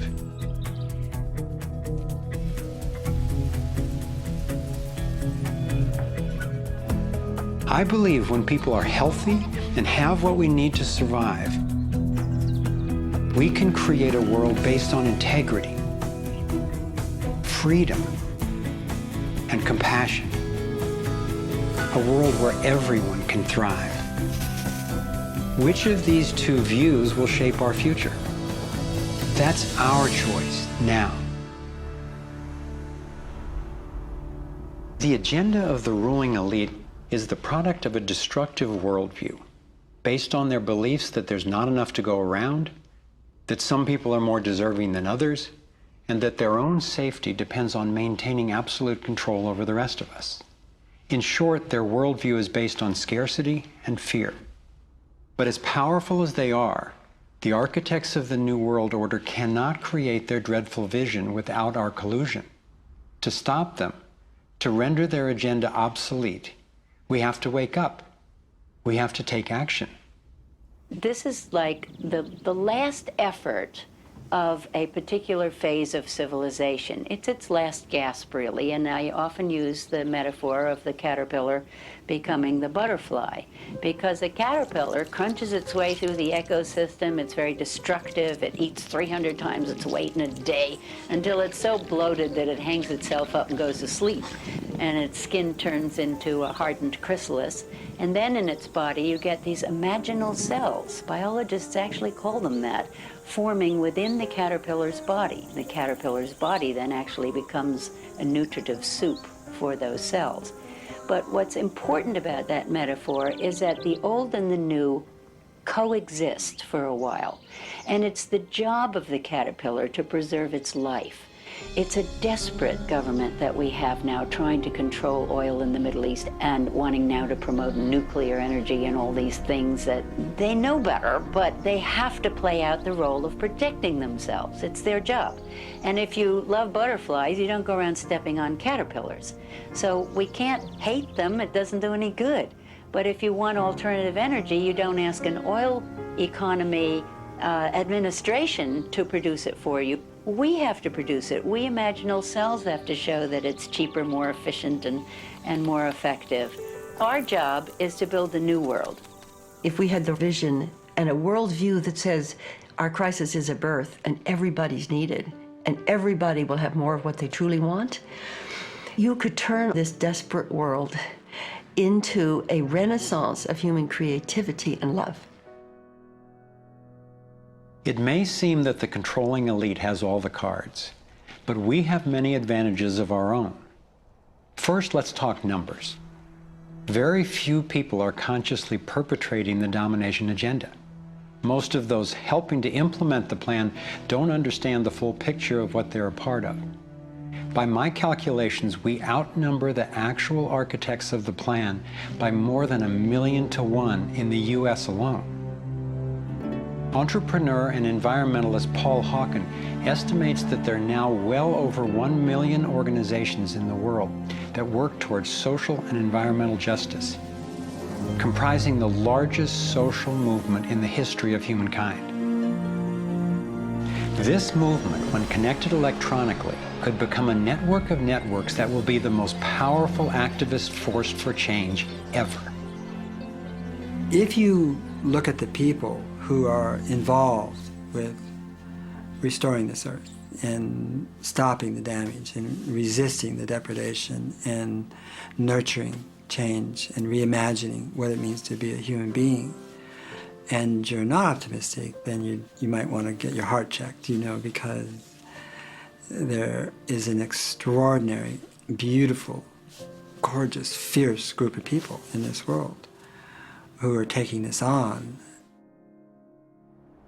The second important advantage for us is that all the power centers that the elite control require our participation. If enough of us withdraw our support, their plan can't work. This is true of the central banks, the military, the corporate media, the government, and more. And following the models of Mahatma Gandhi and Martin Luther King Jr., we have the power of nonviolent non-participation. It takes tremendous energy, resources, and deception to try to dominate the lives of others. In moving toward freedom, on the other hand, we have on our side the evolutionary life force and what Gandhi called satyagraha, the simple power of truth. In India, we have thousands of villages which are now freedom zones. So we will not accept patenting. We will not cooperate with it, just like Gandhi did not cooperate with salt laws. We will not allow chemicals and genetically engineered crops to enter our ecosystems because they threaten this biodiversity. And this freedom movement, which is a freedom movement for all species, not just for individual humans, is something that's growing so fast and is reflected in the movement for GMO-free zones in Europe. I turn my back, and there's another 1,000 GMO-free zones. 90% of Italy, 90% of Austria. The freedom zones around the seed, around food, are creating massive shifts. In Bolivia, a grassroots movement took to the streets, relentlessly banging pots and pans, and eventually stopped the foreign corporate takeover of their water resources. Though very little is shown by the corporate media, there are countless success stories going on every day all over the world.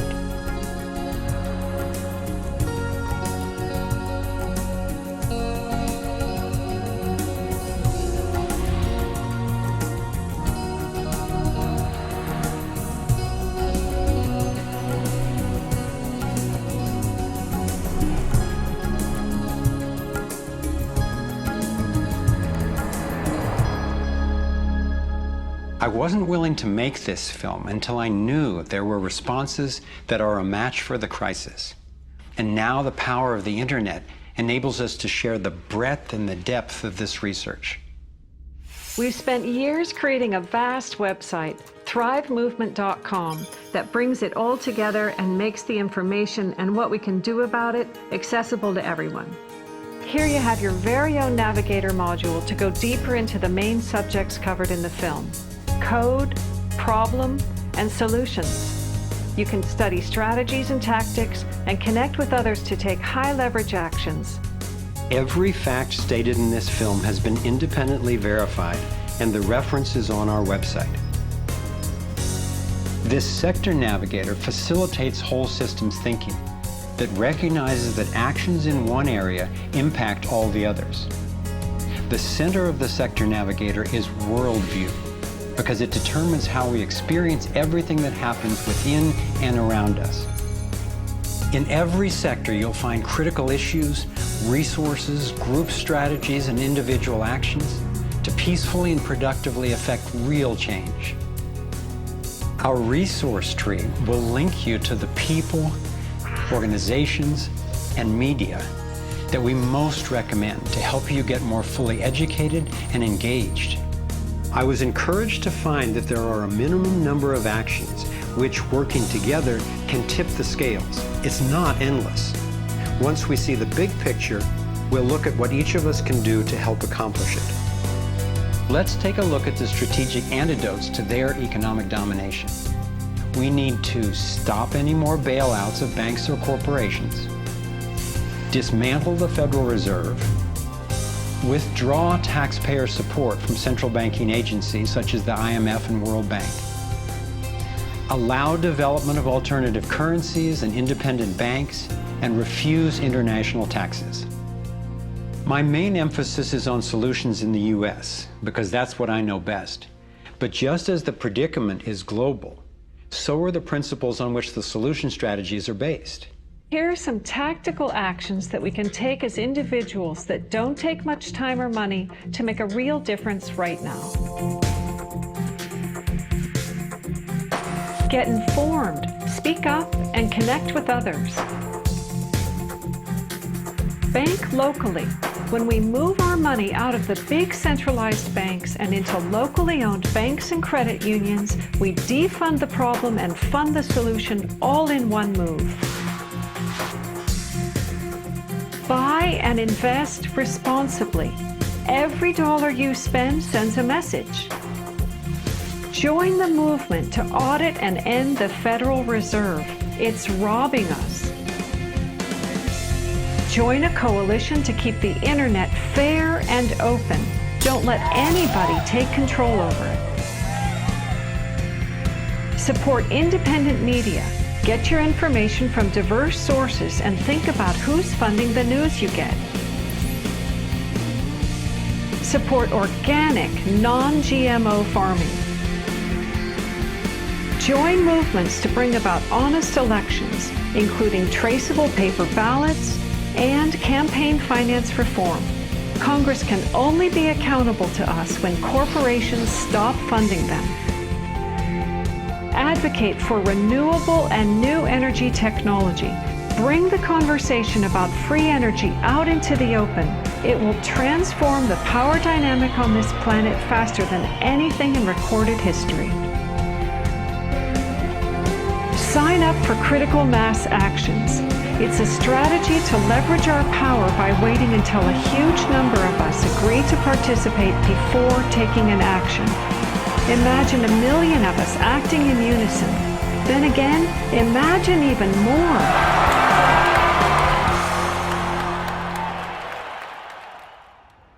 I've been inspired by how many grounded solutions and real-life problem solvers there actually are. Aquila Sherrills is one person whose work especially touched me. He helped broker a gang truce between the Crips and Bloods. One of the things that we discovered in the process of waging peace in the neighborhood was that conflict is healthy. You know, it's unresolved conflict that actually leads to violence. When we first launched the peace treaty, we had a lot of success in our first year. Gang homicides dropped 44% in the neighborhood based upon our actions. Aquila describes what happened when two rival gang leaders finally met after the truce. The brother came up to him and told him, man, look, I know you got some hard feelings for me. You know, maybe I got some hard feelings for you. He said, but because of this truce, man, he said, I'm willing to put all of that to the side. And he stuck out his hand. He hugged him and he said he closed his eyes because he was preparing for a sharp, a knife to enter his back. He was waiting for for a bullet, to be shot into his stomach. But he said after a few moments, he held that embrace. He realized that, that it was genuine. I believe that having a clear picture of our potential is as important as uncovering what stands in its way. So I want to take you to a possible world of the future. It's a world the elite would have you believe is an impossible pipe dream, but I'm convinced it's a world that is utterly within our grasp. We can create a world where people can thrive, where we can feel safe and secure. The air, water, and food are clean. A world where communities are capable of producing their own energy and food, and trade is open and fair. Rather than focusing on punishment, instead justice restores lives and losses. Insurance pays doctors to keep people healthy. Education is voluntary, serving the needs of individuals instead of corporations. We get honest feedback from independent media. There are no subsidies and no bailouts. Imagine that with an honest money system, little or no taxes, and low electric and fuel bills, you would have the money to pay off your home and car and be free to save and invest. You would enjoy more wealth, freedom, and security, all while working the same or probably less. Let's say I started a mutual fund for my neighborhood, and all the neighbors had stock, okay? And so they healed the environment and their stock went up in value. So instead of getting drained financially, they're making money. They're making money from things that make their kids safer and prevent the planet from dying. So you kind of have your cake and eat it too. Instead of working all week to make money and then coming home and trying to save the planet on the weekends, you can spend Monday through Friday making money saving the planet and then, go to the beach. This vision of a thriving world is based on what could be called the liberty perspective. There is a simple principle that underlies this approach: non-violation. Nobody gets to violate you or your property, and you don't get to violate anyone else, except in genuine self-defense. This is the one rule I've found that every single person agrees with, at least for themselves. I believe that non-violation is the true north of humanity's moral compass and our core navigating insight. This insight can guide us and protect each and every individual as we set up voluntary, self-sustaining systems. It is a way of living that I can stand for wholeheartedly and without reservation. I've been profoundly influenced by the work of Austrian economist Ludwig von Mises, who developed a whole philosophy and economic system based on the core ethic of non-aggression.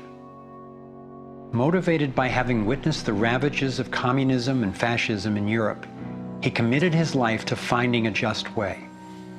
He recognized that those systems, as well as socialism and even democracy, wrongly assume the rights of the collective, or the group, to be more important than those of the individual. I had always gone along with the view that more people will thrive if we consider the group's needs above the individual's. But when I took a closer look, I found it doesn't really work that way. In the name of what's best for the group, governments have been responsible for most of the war, death, and destruction on the planet. More than 200 million individuals were killed in the 20th century alone. So how would applying the principle of non-violation change this dynamic? It would take us from incremental change of a fundamentally flawed system to a complete transformation where not just some, or even the majority, but everyone could truly have the opportunity to thrive. In order to implement the principle of non-violation, it makes sense to me to honestly re-examine our past, because it doesn't work to try to build a healthy living system on top of an unhealthy one. We have to go back to the most fundamental acts of injustice upon which the country was founded, in the seizure of the lands of the people and the slaughter of their women and children, and the rendering destitute most of the remnants of these people is such a grievous wrong that we believe that we have to deal with that, to come to grips with that in a fundamental way. Understanding that they're not wrongs that were done and completed 150 years ago. They're wrongs that are continued every single day. So you have, through the history of North America and the United States, over 500 treaties signed with indigenous nations where every single one of them now has been violated. You have, in fact, a tremendous amount of wealth having been generated from indigenous people's lands and resources, and billions of dollars every year still being generated by corporations and European nations based on the continued exploitation of indigenous people's lands and resources. If we didn't have large corporations, if we didn't have Western governments defining how you and I were to relate to each other, living here in North America now together, how would we relate to one another?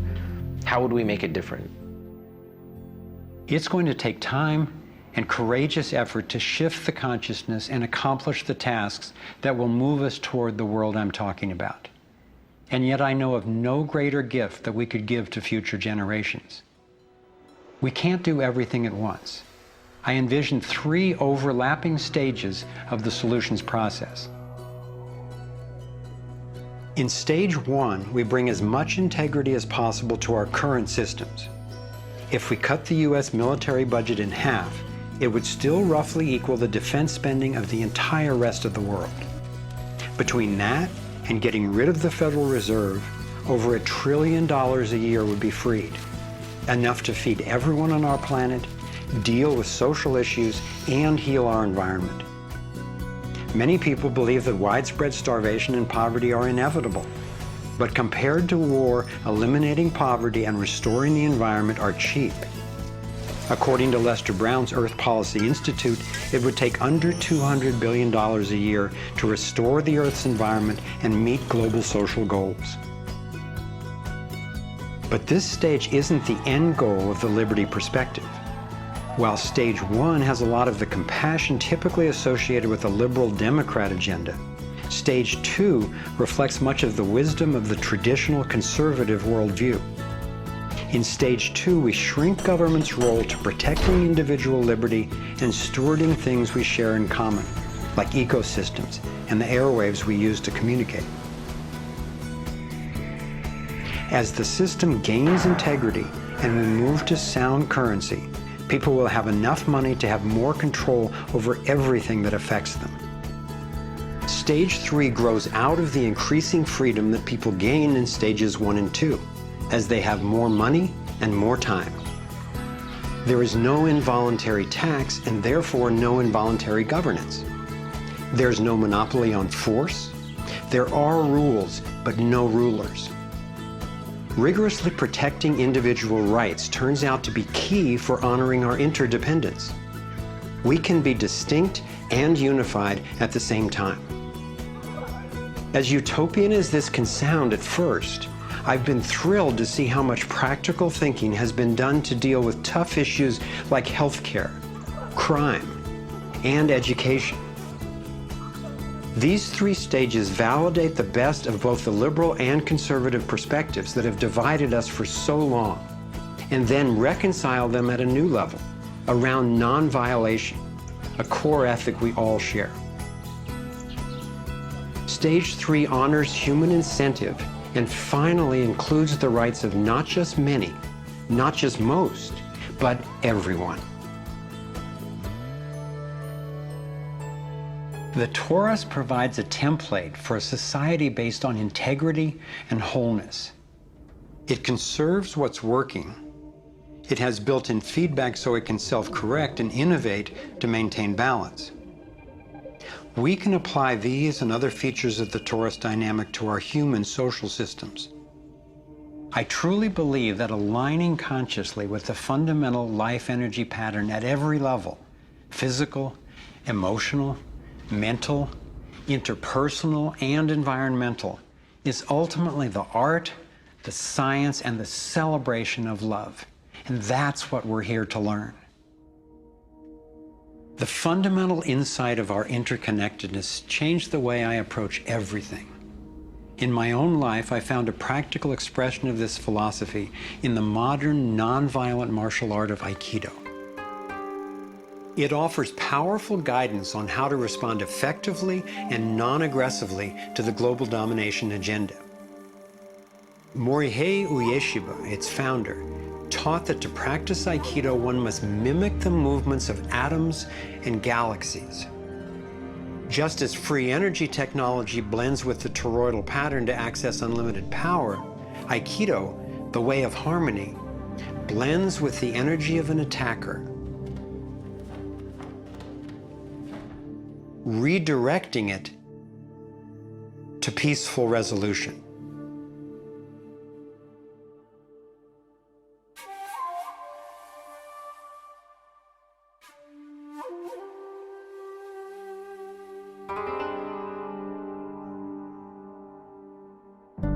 Gandhi and King applied these principles of non-aggressive power at the economic and social levels. If we respond with violence to the domination agenda, other than in self-defense, it would only continue the old us versus them paradigm and provide an excuse for even more police state measures. I believe that it's essential, both morally and strategically, that we take the path of non-aggression. There is another aspect of the torus that has profound implications for how we can respond to the challenges before us. It is the absolute stillness, the 0 point, that lies at the center of each toroidal system. I believe that you and I, as well as every other being, are torus energy fields, centered by stillness and each connected to one another and to the boundless consciousness of a living universe. As much as I benefit from the experience of others, as highlighted here with the Navigating Insights, and as valuable as daily feedback is about what's really going on in the world, as we see with the vitals, I've come to recognize that our primary compass is our own inner guidance. As we learn to quiet the noise and amplify the inner signal, we can better hear the voice that naturally knows and offers wise direction. We have an entire inner life, a vibrant and lively inner life that is truly the navigator of the path that we take on the outside. If your inner life is the driver of how you show up in the world, it makes sense that if you want to have anything to do with where you're going, that you have to be in relationship to that inner life. You have to be in relationship to the driver. As we develop increased relationship to who's in the driver's seat, what happens is there is a synergy. It's a symbiotic relationship that our inner lives are actually able to be more in tandem with where we're choosing to go, and we're able to get there. We're not nearly as insignificant in our impact as we think we are. In order to heal the world, we have to start telling a different story to ourselves. We have to start engaging in a different story with others. It's our collective story that manifests as the world. Humanity is now in a very interesting evolutionary phase in which we move from hostile, aggressive competition, which is the nature of young species, into a more mature mode of cooperation, collaboration. There's no question in this country that money, that capital is being increasingly concentrated in the hands of a few. And those who are so powerful are concentrating it further. But there is a force that's more powerful, and that's the power of the people. When we look at the crises now, it is so easy to fall out of love with life. It is so easy to get pessimistic and desperate. But from my perspective, the crisis has matured to the point of being on the threshold of mass awakening, and that feeling inside me gives me the vitality to know that no matter how small what I'm doing looks to me in the face of these huge problems, that the impulse of evolution is not small. And when it's in everybody who's waking up, it's huge. And as more and more of us are waking up, linking up, and daring to speak up, the scheme for global domination is being exposed. And we're discovering solutions that can create the world we yearn for and deserve. Again and again throughout history, when people have recognized tyranny rearing its cruel head, they've come together and stood up for liberty. I am confident humankind will look back on this period and be proud that when we saw, we acted. Thank you for coming on this journey with us. I'm convinced we have what it takes to thrive. Let's make it happen.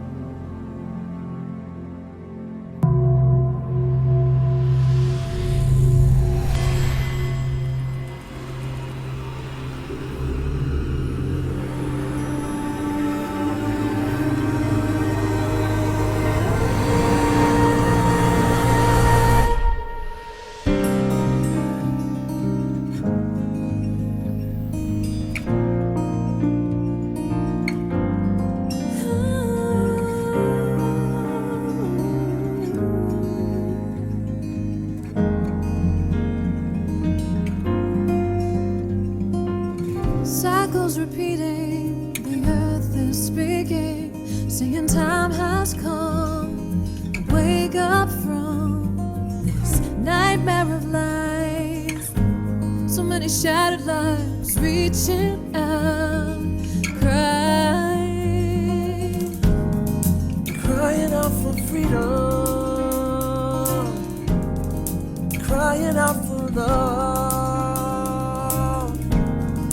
Carried by the current, till we stand side by side on the brink of a brand new dawn. We come together while the waters rise.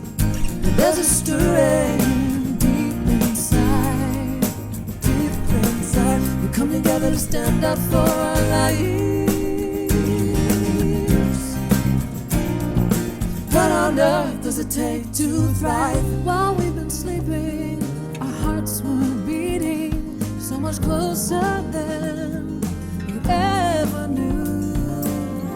Beneath the noise, there is an inner voice whispering, clear and true.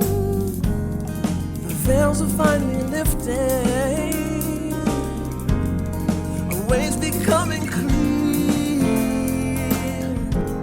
There's a dream without a limit, and a vision so strong, every person knows they belong. Come together while the waters rise. There's a stirring deep inside, deep inside. We come together to stand up for our lives. What on earth does it take to thrive? Come together while the waters rise.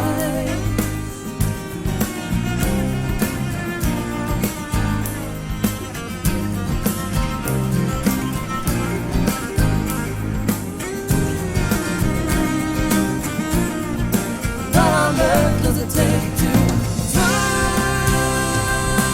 out in the open? Thrive healing what's broken.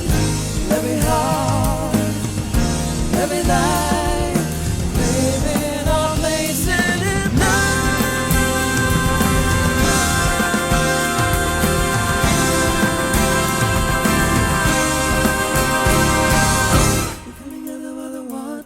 Rise. There's a stirring deep inside, deep inside. Come together to stand up for our lives. We all have what it takes to thrive. You come together while the waters rise. There's a stirring deep inside. Deep inside. We come together to stand up for our life. We all have what it takes to thrive. Come together while the waters rise. There's a stirring deep inside. Deep inside. We come together to stand up for our lives. We all have what it takes to thrive. Come together while the waters rise. There's a stirring deep inside. Deep inside. We come together to stand up for our lives. We all have what it takes to thrive. We all have what it takes to thrive. We all have what it takes to thrive.